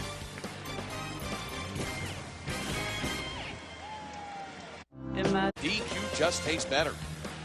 By your Texas Ford dealers, enjoy year-end savings during the Dream Big sales event. Ford is the best in Texas. And by the new Wrangler Premium Performance Advanced Comfort Jeans, available at Cavenders and Cavenders.com. After the onside kick recovered, it only took Cisco 2 plays and 46 seconds to score and go up by 21 now at 42-21. Kickoff fielded by Devin LaFrance. France will bring it upfield, and they'll take it across the 40-yard line. Now comes the test, Indy Kalou, for this Refugio Bobcat team, down 21 points here in the third quarter. And I don't expect anything to change. As long as they don't have the penalties or the big turnover, you expect Travis Quintanilla to lead this team down the field, and that's what's going to happen. We understand they are a quick strike offense, but when you're down 42-21 in the second half, this is the time to make sure no stupid penalties, no turnovers, and they can definitely get themselves back into this game. Cisco had the touchdown to start the second half. A big run by Colton Kent, and then the onside kick recovery. And on first down, looking to throw. And now settling for the run is Les Rhodes, a sophomore, and turns the corner. Turns it into an 8-yard gain. And that play looks similar to the play that we saw early in the first half where they threw the ball, they handed the ball off to the backup quarterback, and I think he ended up throwing it to Travis Quintanilla, but that time Travis Quintanilla did not go into a passing route. Second down and 2. Quick pass outside of J.B. Brown, and Brown has the first down. The Bobcats in Cisco territory up to the 46. Tyler Callahan, the tackle for the Lobos. Refugio coming right back down the field. Climb back into this. Now 21 points here early third quarter. Quintanilla over the middle. Clock. Another first down. Down to the 30-yard line to Dana Franklin. Another catch for Franklin. His second catch of the ball game. Mason Reed in on the tackle. Cisco's defense now, they cannot get complacent and allow Refugio to just eat up big chunks of yards like you see right here in this play. That's LaFrance inside the 20, inside the 15. But LaFrance takes it down before Callahan can bring it down. That's 19 yards. Undaunted are the Bobcats. Go right back to work. Right back to work, and they make it look easy. And one thing about Devin LaFrance, a 6'3", 200-pound wide receiver, I don't want to turn this into some college recruiting show, but you really have to respect the 2A level because they have some individual players, individual talents that can definitely play at the next level with him being on it. Around the corner, turning it inside is Castellano. Tyler Castellano, the junior, gained inside the 10 as he picks up 7 yards down to the 5-yard line. So it'll bring up second down. It's at the 6. It'll be second down and 3 coming up for Refugio. Long way still to go in this football game. Refugio needed an answer drive, and looks like they have it right now. Taking it inside into the goal line is Perez. That direct snap in to Isaiah Perez. You might say that Bobcat formation gets Refugio into the end zone. And that's what Coach Herring talked about when he was asked, was your team down? He said, no, they're too young to get down. They don't understand. And right now they're playing with confidence, and they're not even looking at the score. They have a mission on that drive to score, and that's exactly what they did. And they made it look very easy. If I'm Cisco, I'm still concerned about this Refugio Bobcat offense. Yep, right back into this football game as Adolfo Cordero is on for the extra point. The kick from Cordero is good. 9:14 to go, third quarter. 70 combined points already scored. We promise you there'll be more.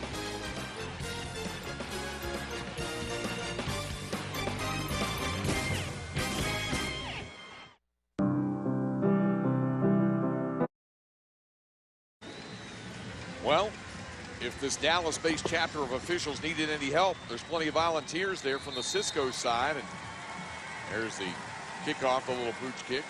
Cisco will have good field position as Cody Hoover handled that kickoff. So once more, the Lobos will have excellent starting field position, leading 42-28 after the latest Refugio touchdown. Now, Refugio's offense, they stepped up, but now it's time for their defense to stop this Cisco offense. You see how balanced things are tonight, how even between these two sides.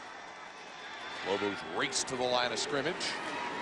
The toss to Landon Lewis. Lewis upfield and into Refugio territory, a pickup of 5 yards. At some point, Indy, Jason Herring will be telling his defense they've got to get some stops at some point down the way. Well, at some point, there's 8 minutes, 55 seconds left in the third quarter, and you're down by 2 touchdowns, and your offense is showing that they can get the ball down the field. This is that point that they're going to have to do that. Second down and 5 for the Refugio 48. Lewis in motion, but it is Kent keeping himself.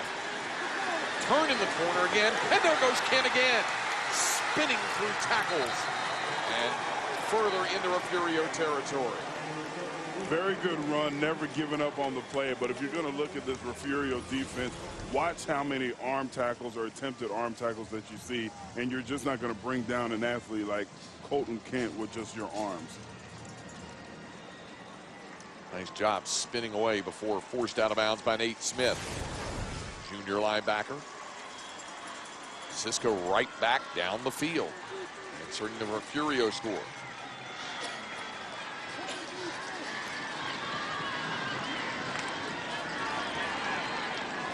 Mason Reed is the fullback. While play action. Kent shaking off 1 and 2 would-be tacklers to the end zone and just beyond the reach. The intended target, Cole Scott, the tight end. Just avoiding the sack made that play special, and it would have been spectacular if he was able to complete that. But look at the way he's avoiding the sack right here. Oh, we got a little bit late, but just to avoid the sack and just be about a foot off to make a spectacular play, that is Colton Kent. Now, I will say this about Refugio. We always talk about the offense. You know, you talk about the great quarterback, how he's rewritten the record book. But their defense, though they've been winning, they've been giving up points against Rogers. They gave up 72 points, and their loss against Lagos Vista, they gave up 45. So that has been a concern for this Refugio team. Reed outside. Of course, the sideline, Rogers offense very good. Lago Vista very good as well with the offense. Here's the look again at Mason Reed. Get to the sideline and get upfield, and that's what he's able to do for a couple of positive yards on that play. Reed at 139 rushing yards, 95 receiving yards.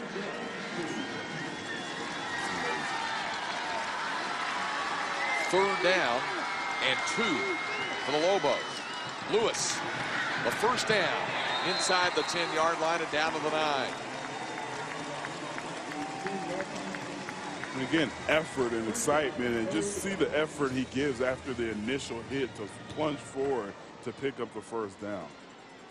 First and goal, Cisco at the Refugio 9-yard line.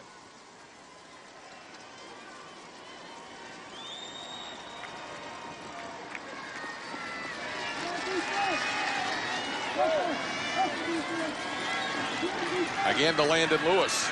Lewis, a clear path to the end zone.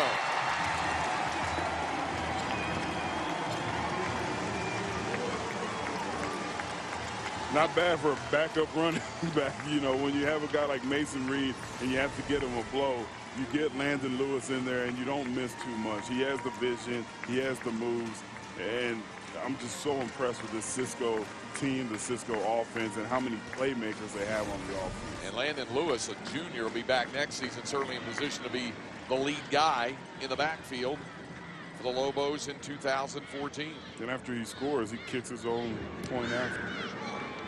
And that one is good.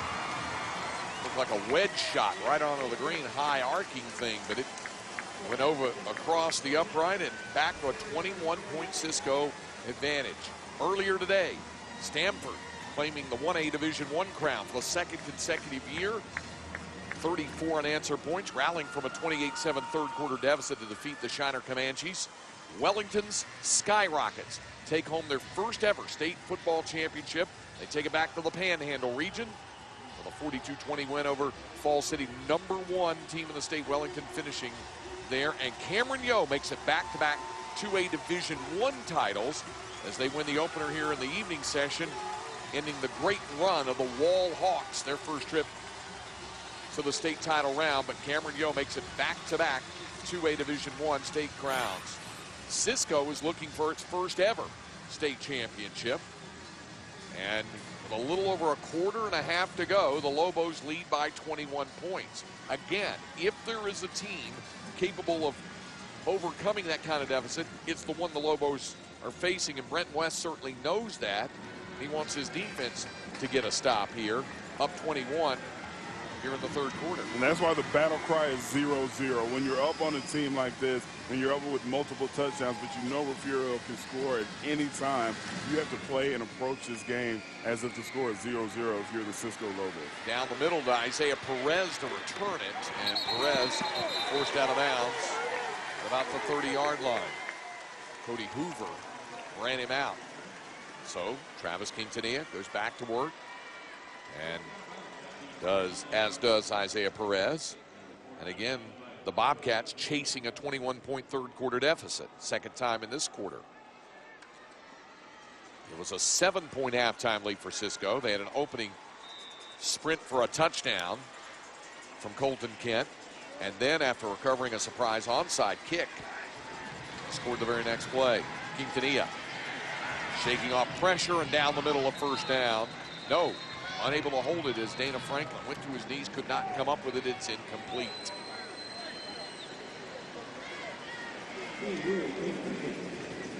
Second down and 10. Went to the turf with Jason Herring.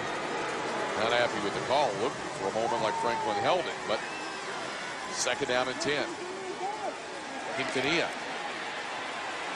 Pressure coming, escaping it again. And then downfield, looking for and finding LaFrance. A first down for Devin LaFrance as he takes it down to the 25-yard line. A gain of 45 yards before Kyler Gale can wrap him up. And that's what makes him so special. When he's avoiding the pressure, he's able to throw the accurate ball while he was on the move. And look at the catch again. Devin LaFrance going up to get it, using his big body to shield off the defender and getting the first down. Bobcats back to work. Around the corner, Perez for a pickup of 5. Justin McBride, the tackle for Cisco. And just like that, we're already in the red zone. Refugio, they're making it seem so easy, but once again, when you look at the penalties from the first half, the turnovers, the onside kick, those are the plays that have separated this game. And in this second half, Refugio's defensive inability to stop Cisco's offense. They've scored on all 3 possessions. Here's Quintanilla. He's going down this time. Loss of a yard, maybe 2. Cole Scott with the sack. You see here where in the past Quintanilla could run outside, but they kept good contained, both outside rushers. They kept contained, and they didn't give him anywhere to escape to extend the play or pick up the first down. Third down and 7 for the Bobcats.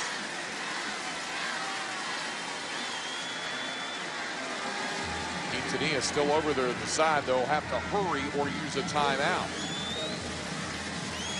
Play clock down to 1. And not in time. It'll be a timeout call by the Bobcats.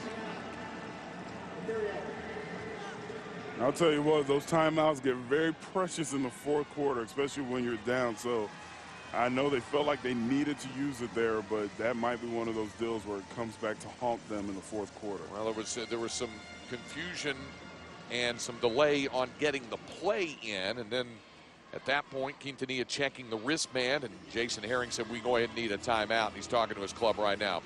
From the crew that brings you America's #1 pregame show comes Fox Football Daily with all the news, opinions, and insight you need on the NFL and college football. Fox Football Daily, weeknights at 6 p.m. Eastern, 5 o'clock Central, only on Fox Sports 1. Cisco fans watching there, and there's some ankle taping on the sidelines.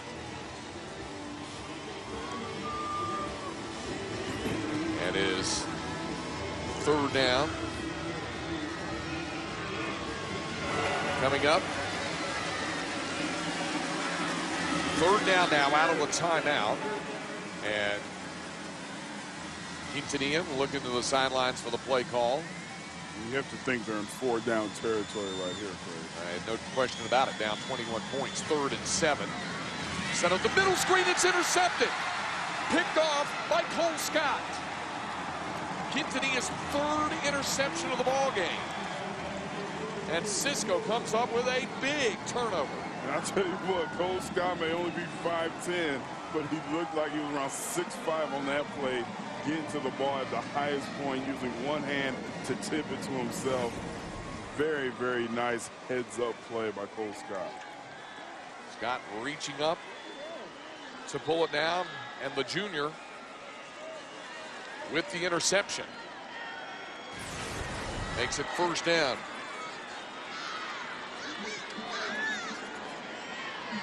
Off play action now. Looking to run as Kent trying to get to the corner. And a nice open field trip up by Jim LaFond, the senior defensive end. No gain on the play. Very nice effort on that play. You see Colton. Looks like he's cramped up there. Looks like he's cramping up. He's been running all over the place. He's trying to walk, and that's a very, very painful injury to have. And good job by the Refugio trainers to take care of him while he falls out on their sideline. He's all the way down on the sideline. Let's go down to the sidelines. Check in with Neil Beasley. Yeah, cramps are becoming an issue here. This is about the 3rd Cisco player with cramps, but there you're looking at number 10, Mason Reed. That last kickoff, on the kickoff when Cisco, he was playing out there, he tweaked an ankle, so they took his shoe off.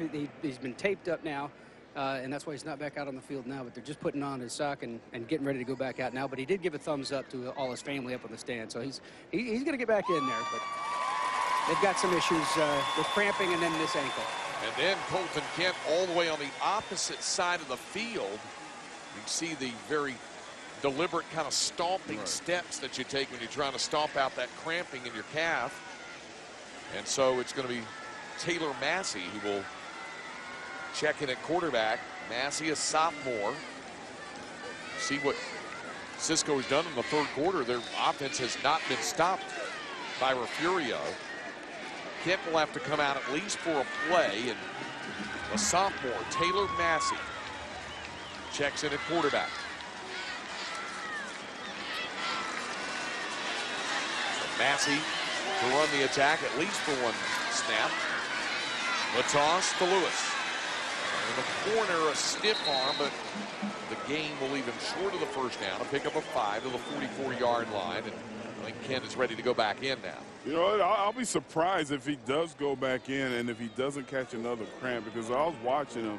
When you catch a cramp like that, you either need an IV or you need to drink lots of waters, lots of liquids, and he just hasn't had a chance to do that yet. But he's being the tough guy that he is. He's jogging out there, but let's see how effective he'll be with the worries of cramps. Massey, who took the snap at quarterback, stays in the ball game as a slot receiver. 3rd down and 3 from the 45. Little shovel pass and forward for the first down, the fullback, Vernon Owings. How about that call on 3rd down and 3 to move the chains? And they knew that they couldn't get anything out of Kent on that play. So what do? Just shuffle it and get your big guy to get the big yards that you needed to extend the drive. An important move of the sticks, and the clock rolls on. A 21-point lead for Cisco. Search of the school's first ever state football championship. Lost a heartbreaker here to the same school, Refugio, 2 years ago, a 36-35 contest. Here's Kent running. Kent goes down at the 46-yard line. He picked up 6 yards on that play before Nate Smith can wrap him up. And what you have to do is watch him after the run, and it looks like he's worked through the cramps. And I'm surprised, and good for him, without having time to get the liquids in his system, he was able to stretch out of those cramps, and he looks like his old self again. 2nd down and 4 from the Refugio 46.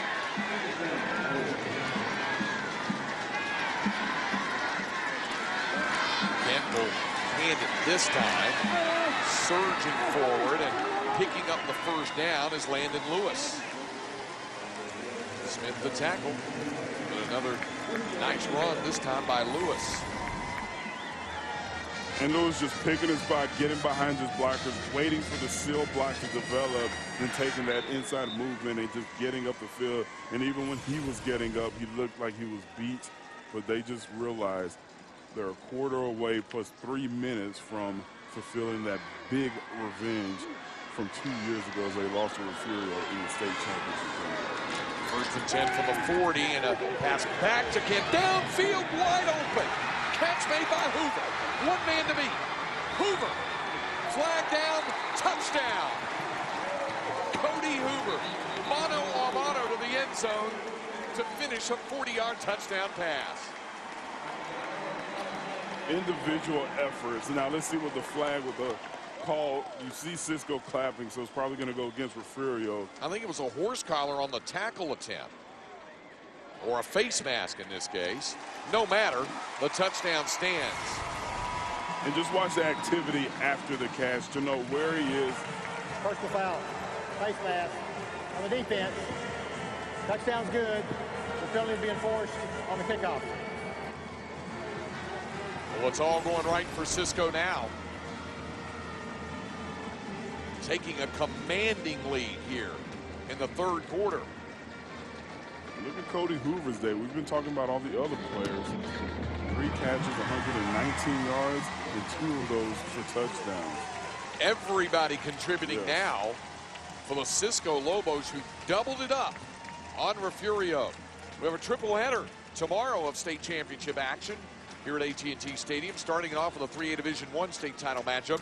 Kilgore's Raging Red, the Bulldogs, against the Carthage Bulldogs tomorrow at noon. Then the 3A Division II crown, Argyle and all everything back receiver Ian Sadler takes on Fairfield and their tremendous running attack led by Larry Rose. That's the 3A Division II crown at 4 o'clock. And then the second day of state championship weekend culminates at 8.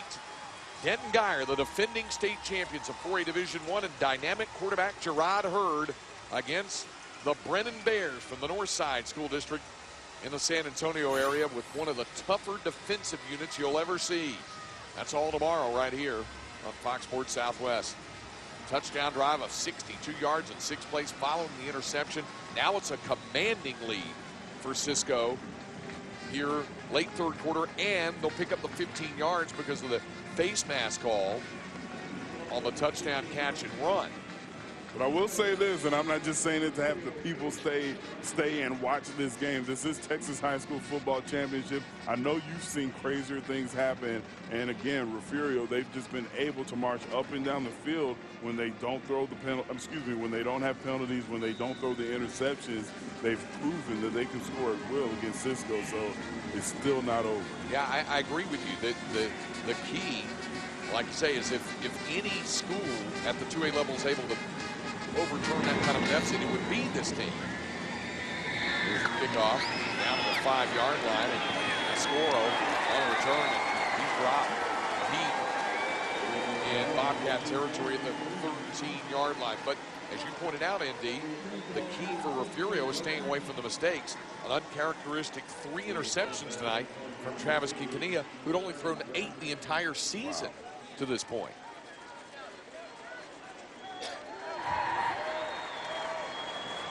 So from the 13-yard line. Oh, guys.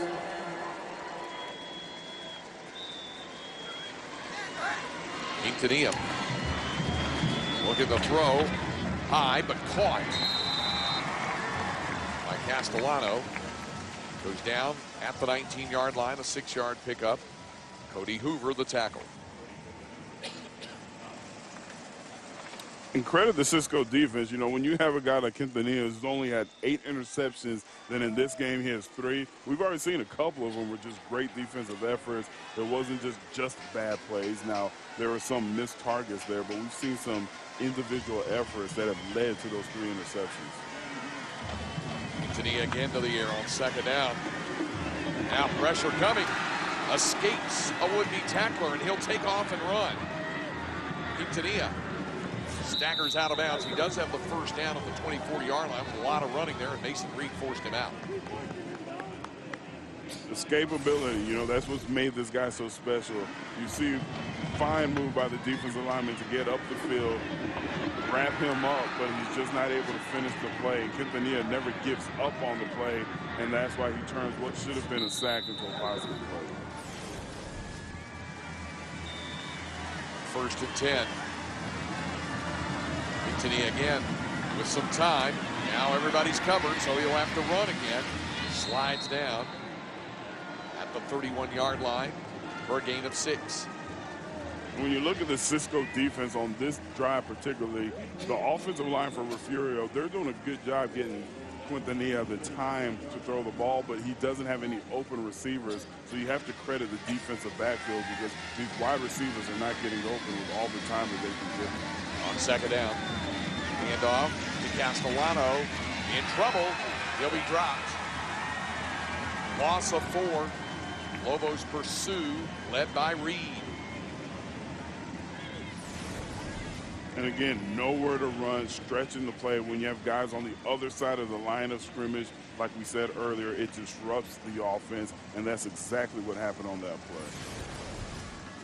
play. 3rd down.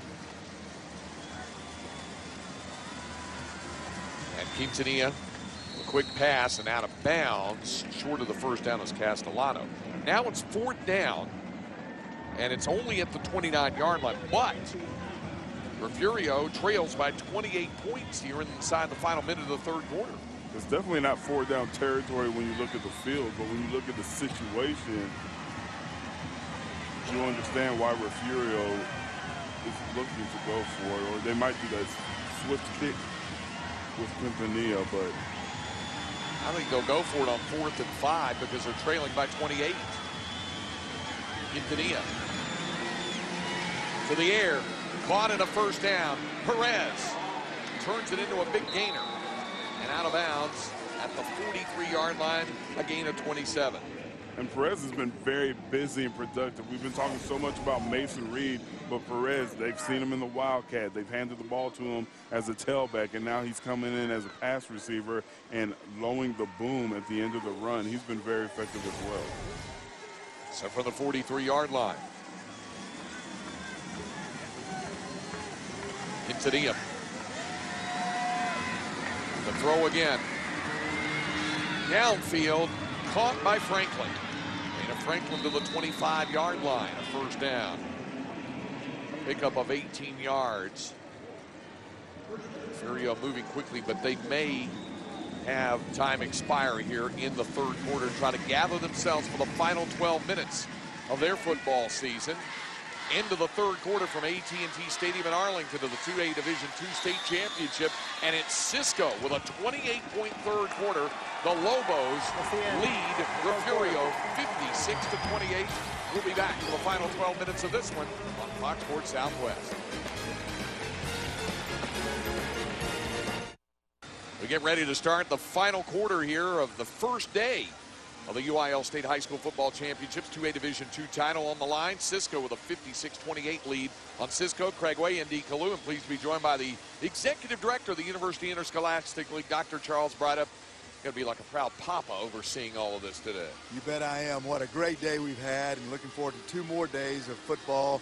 And you know what? If you just hang around, we'll have breakfast and we'll just start all over again. It's just one overnight runs in to the next day. I know you're very pleased with the crowds, the way the games have been officiated, the way the games have been contested today.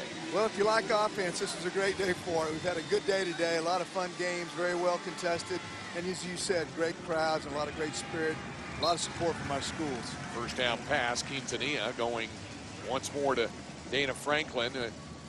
Talking earlier today to Mark Cousins and to also Jamie Harrison about the success of the 6-man state title games here. Yeah, how exciting was that? For once in our history, we were able to get all of our games at the same site. That's never been done before, and you have to give credit to AT&T Stadium and Bruce Hardy and his staff for putting together the field. Knowing that there was a Cowboys game the next day, they got it done, and we were able to get our 6-man games in here it was a great day, and really appreciate the work you and Granger did on the broadcast. We had a lot of fun with that. We're obviously having a lot of fun, all of us here as a part of this. This has kind of been the dream of a lot of people to have all of these state championship games here. You know, Craig, it has been a lot of conversations through the years and tremendous cooperation from our Coaches Association through the last few years. We put together a championship committee to help develop this, and we talked about the times and how much time we needed between games and what the requirements would be. And you know, the whole idea about having 4 locker rooms. Who had thought about a tournament for football? And it's not really a tournament, but it's a series of games that you're not used to. Having all the amenities that you need, I think, are so important. And you have to give credit to our coaches. Man, we have some fabulous coaches, X and O-wise, but they also think about the other things that make this such a great event. First down for Refugio. The Bobcats on the move at the 14-yard line of Cisco. Opening minute of the 4th quarter, Refugio in sore need of a touchdown to try to trim the deficit a bit. Travis Quintanilla over the middle. Dana Franklin, he'll score. A touchdown for Franklin to try to help Refugio climb the ladder. Charles, I know it's also a busy time we talk about this. Your great staff going to work on reclassification, realignment. Had the early release of the enrollment numbers for the first time ever. Yeah, we're making history all over. And I think it's a good thing. We were able to release those numbers so schools could know at least what conference they're in. They could relax then and start making some plans. And I think it's a good thing. It gives us an opportunity to have some discussions about where we'd place schools and districts, particularly in West Texas, and that's been most productive for us. 2-point conversion try, and Quintanilla all the way back beyond the 20 to the end zone and caught for the 2-point conversion. Quintanilla is down on the field. Boy, he did a lot of running. He's down on the field, and you hope he's all right. He took a shot. And you see Brent West and the Cisco people looking after him here. Look at this play again, Indy. And it seems like we've been saying this all day. He's able to extend plays with his legs, avoid the pass rush, and right there, that's just a spectacular play, knowing where his teammates are. And look at the big shot that he takes. Either he got the wind knocked out of him or he was just tired right there, because that was a heck of an effort. And he's back up. Gets the pat of encouragement from Jason Herring, so it's 56-36 the score with 11:18 to go. Charles, back to the state championship game. We're visiting Dr. Charles Brydup, executive director of the UIL. Has high school football in Texas grown to the point now where not only does it require a venue of this size to put on this type of show, has the UIL found as close to the perfect venue in AT&T Stadium? Well, I think it's certainly a fabulous venue, and the hosts have been great. And we certainly have some good stadiums in the state when you start talking about relying and the support we got in Houston the year we went there, and then the 2 years at the Alamo Dome. We've had great friends across the state, and there are those who would like to talk about rotating and giving other cities a chance. We don't like to look at this as a convention and visitors bureau or chamber of commerce idea, but what's best for the schools? Where best can we place these games where they are on a central corridor, where we have the opportunity to get to schools here with as least travel as possible. So there's the factor that we have to consider. And, you know, we look at where these games would have been played if we hadn't prearranged them. And you have to look at it, and many of them would have been right here in the Metroplex. So that's a factor. We'll continue to look at that, and we're very sensitive to the whole nature of how big Texas is, and games should be in Houston, and games should be in San Antonio, and other places in the state that would like to host these. But we like where we are right now. We have a great time here at AT&T, and hopefully 2 more great days tomorrow. Actually, is it a situation also now to let folks know? I know there's excitement. And I've had a lot of people come in and say, what's this deal about 6A? There's actually going to be a 6A, and in number and in name there certainly is, if only to update the nomenclature. Well, it was a change in nomenclature, yes, that's correct. We did do a little tweaking at the bottom, but we gave 1A what they've always wanted, a split where they have an equity issue that's resolved. I already had a conversation today about adding 7 conferences. So there's discussions. You know, Carl Padilla was here earlier today, and he does his little poll, does his own alignments. But, you know, it's always an issue with us about creating the type of equity that schools desire. And we're looking at that all the time. You never stop talking about reclassification. Refugio trying the onside kick, fielded nicely for Cisco. Do you think everybody can get used to calling six-man just 1A from now on in the future? I know. We've come a long way since 1972 when we had Conference B. That's right. And we bumped all those up and moved 4A to 5A. And at that time, if you remember, Conference B schools could only play to a regional championship. So, you know, we moved forward with great progress and really recognizing the value in those small schools and in six-man football and 11-man 1A. And moving forward in the future, you know, we'll continue to look at ways to make it better, small tweaks as we need to. And that's the great effort of our school superintendents who make up our legislative council and vote on these issues. And our schools make the rules and they adjudicate the rules, and I think it really works for a great system. Great event. We're thrilled to be here. Coffee and breakfast tacos on me in the morning. Hey, I love it. All right. Dr. Charles Bradham, the executive director of the UIL. Great to have you with us, Charles. Right now, here's Cisco on the move as the Lobos trying to put the finishing touches on winning their first ever state championship, up by 20 here in the fourth quarter. On the carry is Landon Lewis. Lewis brought down at the 45-yard line to bring up third down. And really, when you get to it, Indy, this is must-stop time for Refugio. They're going to have to try to make up a 20-point fourth-quarter deficit. Right, this is definitely must-stop. They're going to need to stop them, not let them get to a situation where they say, you know what, this is fourth-down territory, we can pick up a first down. They need to stop them to no yards, and just like you said, time is running out, and they are down by 20 points. Third down and 5 for the Lobos, who have not been stopped here in the second half. They have scored on every possession. On 3rd and 5, Kent swinging it out and moving forward is Landon Lewis, still on the move, and another first down, a 9-yard pickup. And before I even talk about the effort right there, and that was actually our buddy Mason Reed, it looks like, as you see on the replay. Mason Reed catches that ball, and not only does he get the first down, he fights for the extra yards, stays in bounds, keeps the clock going. But one thing Cisco's been able to do that Refugio cannot say, they've been able to protect the ball and they've limited the penalties, and that's why they're up by 20 with 9 minutes and 38 seconds to go in this game. And that actually goes as a run, a backward pass, so it's a forward run and 148 yards for Mason Reed. Kent around the corner. And then just slides down and stays, or did he not stay in bounds? It looked like he slid out. He was trying to stay in bounds to go down, and Kent pulls up there. 9:22 to go, already with a mind toward keeping the clock moving with his team up 20 points. And when we talk about Mason Reed, I can't say enough about this young athlete. I had the pleasure of doing the Lido game when Jonathan Gray was the running back, and I thought that was one of the best running backs that I've seen. But this individual effort by Mason Reed, when you factor in what he's done on defense, special teams, and offense, I cannot remember the last time I saw some player have a game like this. He had a marvelous night tonight. And this time it's Lewis. Lewis with another first down.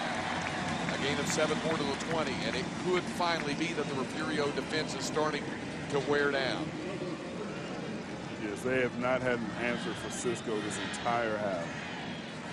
It was a 28-21 halftime lead for Cisco, but a 28-point third quarter for the Lobos. You talk about signature plays, that onside kick. You have to point to that for Cisco. How about the stop of the goal line? And they were up 21-14. Here's a handoff to the fullback, Owings. Owings takes it close to another first down. 2 plays later, Mason Reed goes 95 yards for a touchdown, and it was a 2-touchdown spread at that point. It's at the 12-yard line, second down. Cisco's going to eat up as much of that clock as they can between every play.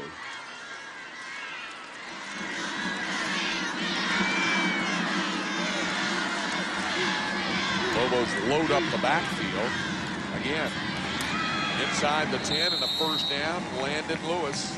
A gain of 6 more. Lewis getting close to 100 yards. Reed is at 148. Kent is at 132. And Lewis is at 82 rushing yards. We were impressed with the Wall offense coming into the game before this, with how many guys they had over 1,000 yards. but to be in this caliber of a game and have so many guys over 100, it's amazing. And credit the offensive line. We have not talked enough about the offensive line, but they're the one creating the holes for the running backs to run through. First and goal at the 6. Forward for a yard is Lewis. Alex Coronado on the tackle for the Bobcats. And they absolutely have to have a stop if they're going to have any hope of trying to stage a near miraculous comeback.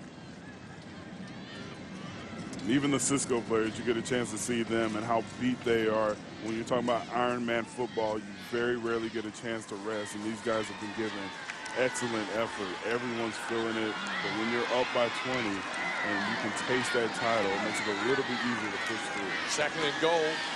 Colton Kent to the end zone. Incomplete. Nice tip away job by Tyler Castellano on a pass intended for Cody Hoover. And it is third down and goal.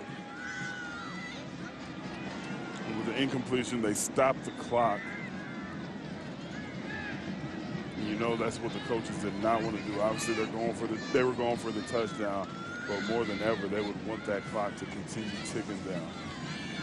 Third and goal, and it's down to the Bobcat defense trying to make a stand here. The toss back. And Reed inside the 5-yard line. Tackled by Jim LaFond. And it is fourth down at the 4-yard line. 4th and goal. No field goal kicker. Like I said, I don't think they're confident in their field goal kickers. This isn't a sense where they're trying to run up the score. I just feel like, one, they want to run the clock down, and they have no confidence in their field goal. Here's Kent looking for the jump pass, but he goes down. Dalton Brown, the tackle for Refugio, and the Bobcats get their first second-half stop on downs. Big play by the big man up front, going for the jump pass. He did not have a receiver open, and Dalton Brown being right where he needed to be to, I guess, would you call that a sack or a tackle? I guess you would have to call it a sack because it was an intended pass play, and he just never had a chance to release the ball. Well, they start from their own 8-yard line through the Bobcats. Quick pass out to Castellano. Castellano kept inbounds by Cody Gibson as the momentum was stopped, so the clock continues to roll as we near the halfway mark of the final quarter, and Refugio's explosive offense needing to explode. Down 20 points.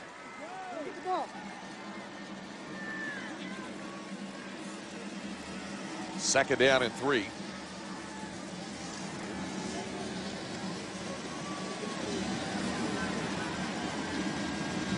Quintanilla has already attempted 38 passes in the ballgame. He's thrown for 390 yards and 2 touchdowns, but he's had 3 interceptions. And off-speed sweep Marquise Brown. Brown brought down inbounds and only a couple on the play, short of the first down. Cody Hoover, the tackle, and the clock continues to roll. All right, doing a good job making sure these guys don't go out of bounds. Refugio's obviously trying to get that first down, trying to get upfield, but another one of their goals on this drive is to get out of bounds, but Cisco and their defenders, they're making the sure tackles. Third down, a pass tipped and almost picked off.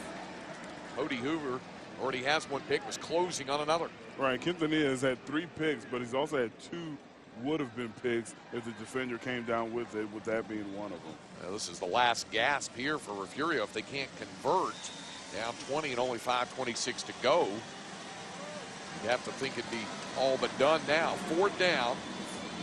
Perez trying to pick his way through traffic, and he does, and he's got the first down. But once again, he stays in bounds, and that clock keeps ticking down. They'll stop it long enough to move the chains. Yep. And then they'll start it up again, and it's only at the 22-yard line. And really, Cisco is willing to give some ground grudgingly as long as the clock continues to roll.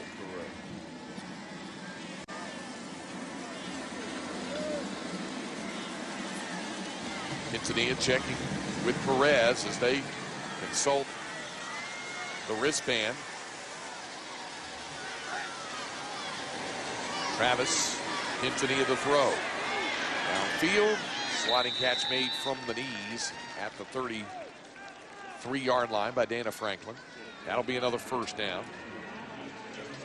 And again, Cisco willing to give up some yards in the middle of the field and some first downs to make Refugio have to drive the length of the field and take up almost all the remaining time, and even a score would still leave them 2 touchdowns behind. Deep ball. Quintanilla throwing, and it's incomplete. Little off the sideline for LaFrance. A little underthrown, and that's definitely a pass that he can't complete.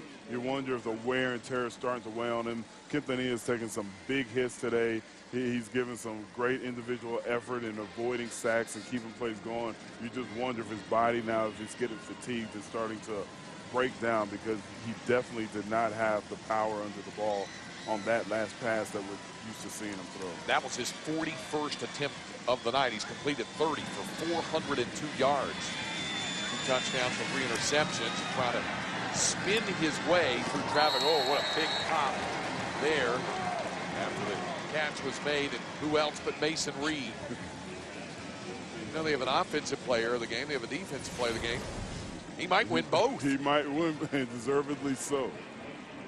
Wow. Just a great football player. You know, there are great positions. There are great quarterbacks, great running backs, great defensive linemen, but very few times you say great football player, but that definitely goes when you talk to Mason, when you talk about Mason. 3rd down. Quintanilla with some time, going to go deep. Looking for Franklin downfield and too much on it. And again, Refugio push to a 4th down to try to keep possession and keep faint hopes alive. But they would need a score in a hurry. They would still be down 2 scores.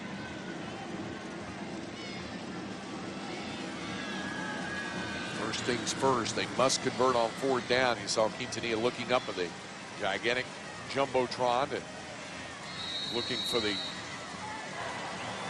timeout. Refugio. So Refugio facing 4th down as this one draws near its conclusion. The best tasting treats, eats, and drinks in Texas. DQ just tastes better. By your Texas Ford dealers. Enjoy year-end savings during the Dream Big Sales event. Ford is the best in Texas. And by the new Wrangler Premium Performance Advanced Comfort Jeans, available at Cavenders and Cavenders.com. Final hope here for Refugio on 4th down and 8 from the Bobcat 36. Travis Quintanilla was looking at the jumbotron to check the yardage. They took the timeout, set up the receiver screen, and down goes Devin LaFrance. Short of the first down, only a 3-yard pickup. And Colton Kent got in on the tackle there. The ball will go over to the Lobos. And that might be the last time Travis Quintanilla throws a football pass in organized football. And that's a thought that you just, you know, ever since his sophomore year when he led this team to victory, 2 years later to be trying to get his 2nd state championship under his belt for it to end. It's going to be a sad day for the Quintanilla. Well, this was a tight contest, but the DQ big play of the game broke it up, and it was Mason Reed who did it. And right there, you know, Mason Reed, he gets the big run, but I love the block from Colton Kent. Anytime you get your quarterback springing your running back free, you have to mention that, and that's just the type of team Cisco is. And remember, that came after Cisco got a 4th down stop on a tackle at the goal line on a pass to Tyler Castellano. It was 21-14 at the time. 2 plays later, Reed goes the distance, 95 yards, and even though Perez made it a 1-score game again, they were never able to tie the score, which is what they were looking to do, and Cisco has stayed in front the rest of the way. A personal foul call, 15 yards and a first down for the Lobos. Kent stumbled a bit, now goes forward inside the 15. He'll pick up 6. Dalton Clare, the tackle.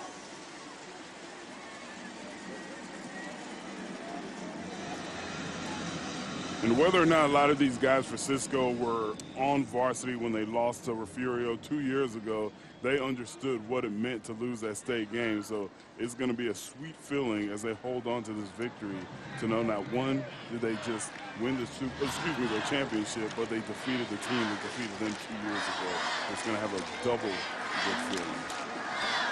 Straight ahead on second down is Colton Kentwell, and the other thing too, all these thousands of fans who come in from the big country region.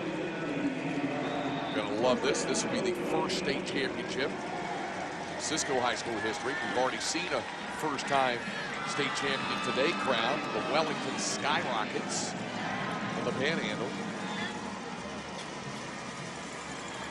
And it's first and goal at the 9.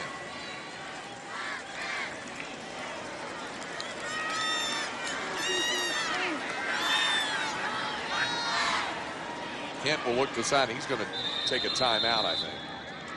Kent will take that.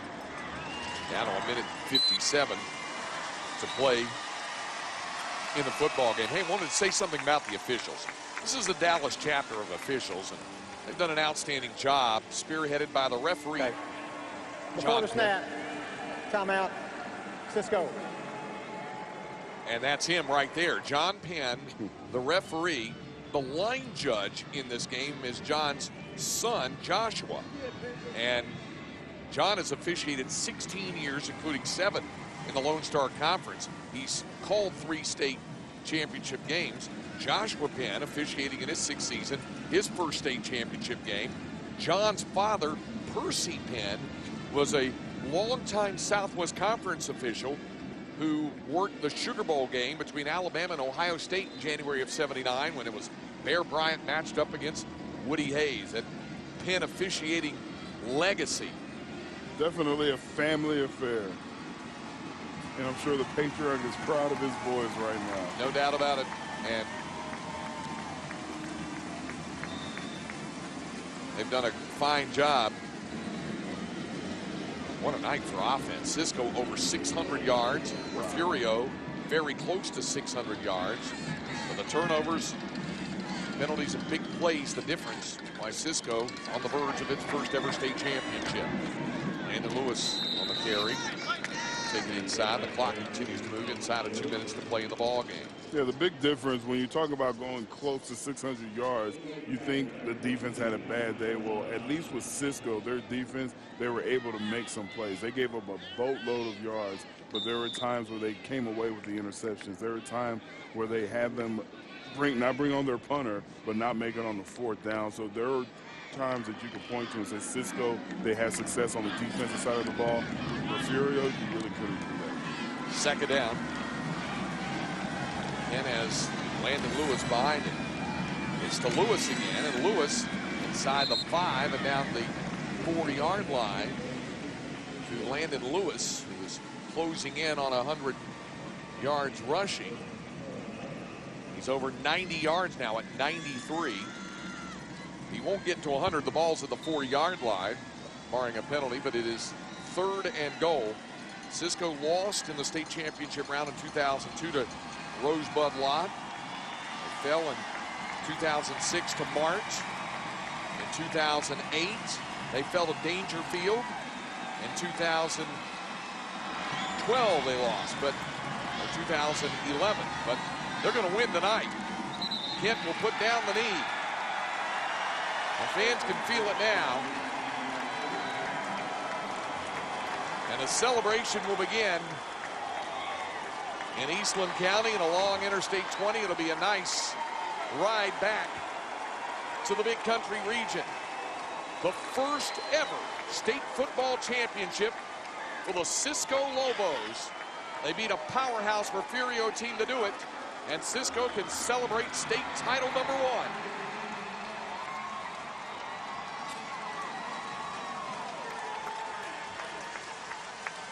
I've seen hundreds of these played in quite a few, and it's just always emotional to see the celebration. And you just envision the guys during summer training camp fighting to get to this point, and when they actually get to it, it's just an awesome sight to be a part of.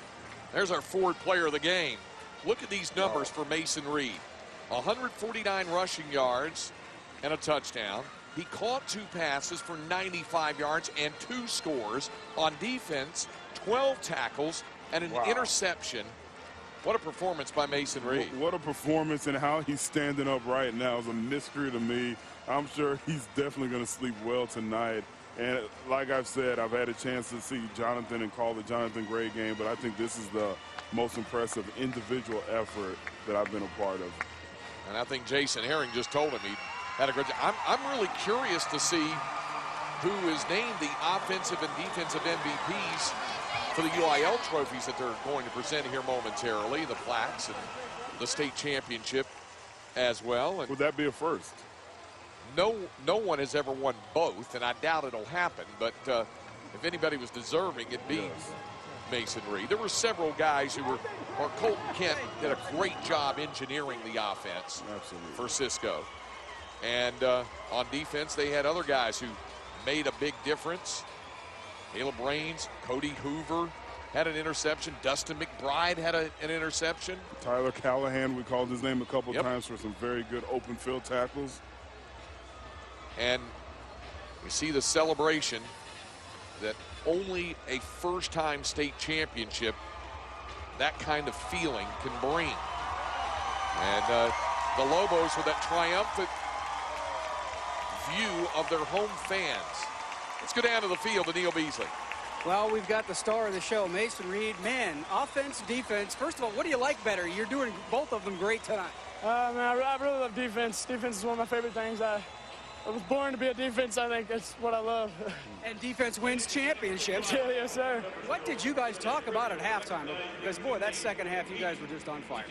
You know, we went into the second half. We knew we were going to – Refugio was really good at coming out hard, and we knew we were going to have to come out and really set a tone and show them that we weren't here to just give up, that we were going to keep it up. And it seems like their offense almost hadn't seen a defense like you guys, even though they put up some points. You guys were smacking them in the mouth. Yeah, no, our coaches, we've been studying hard on them. We've been watching lots and lots of video and going over plays for hours. I mean, we had to study up real hard on this team. We know they were going to come out and really give us a hard knock. Now, you started on this team a couple years ago when you lost to these guys. How sweet does this one feel? I can't explain to you how good it feels. It feels great coming back and winning it this time. Awesome. Congratulations. Guys. All right, thanks, Neil. Well, a great effort, a great performance, and a wonderful feeling for Mason Reed. And, of course, Colton Kent with a splendid day. Now they're about to award the offensive and defensive MVP awards. The state championship medals being draped as well. So they're about to do that, and then they'll additionally have the awarding of the state championship trophy. But well, I'll tell you, that is one special feeling. You think about this, you go back in D and have the work, that all that hard work that starts off in August with the heat of the two-a-days. Let's go down to the field. Neil Beasley with Brent West. All right, Coach. State champs. How does that one sound to you?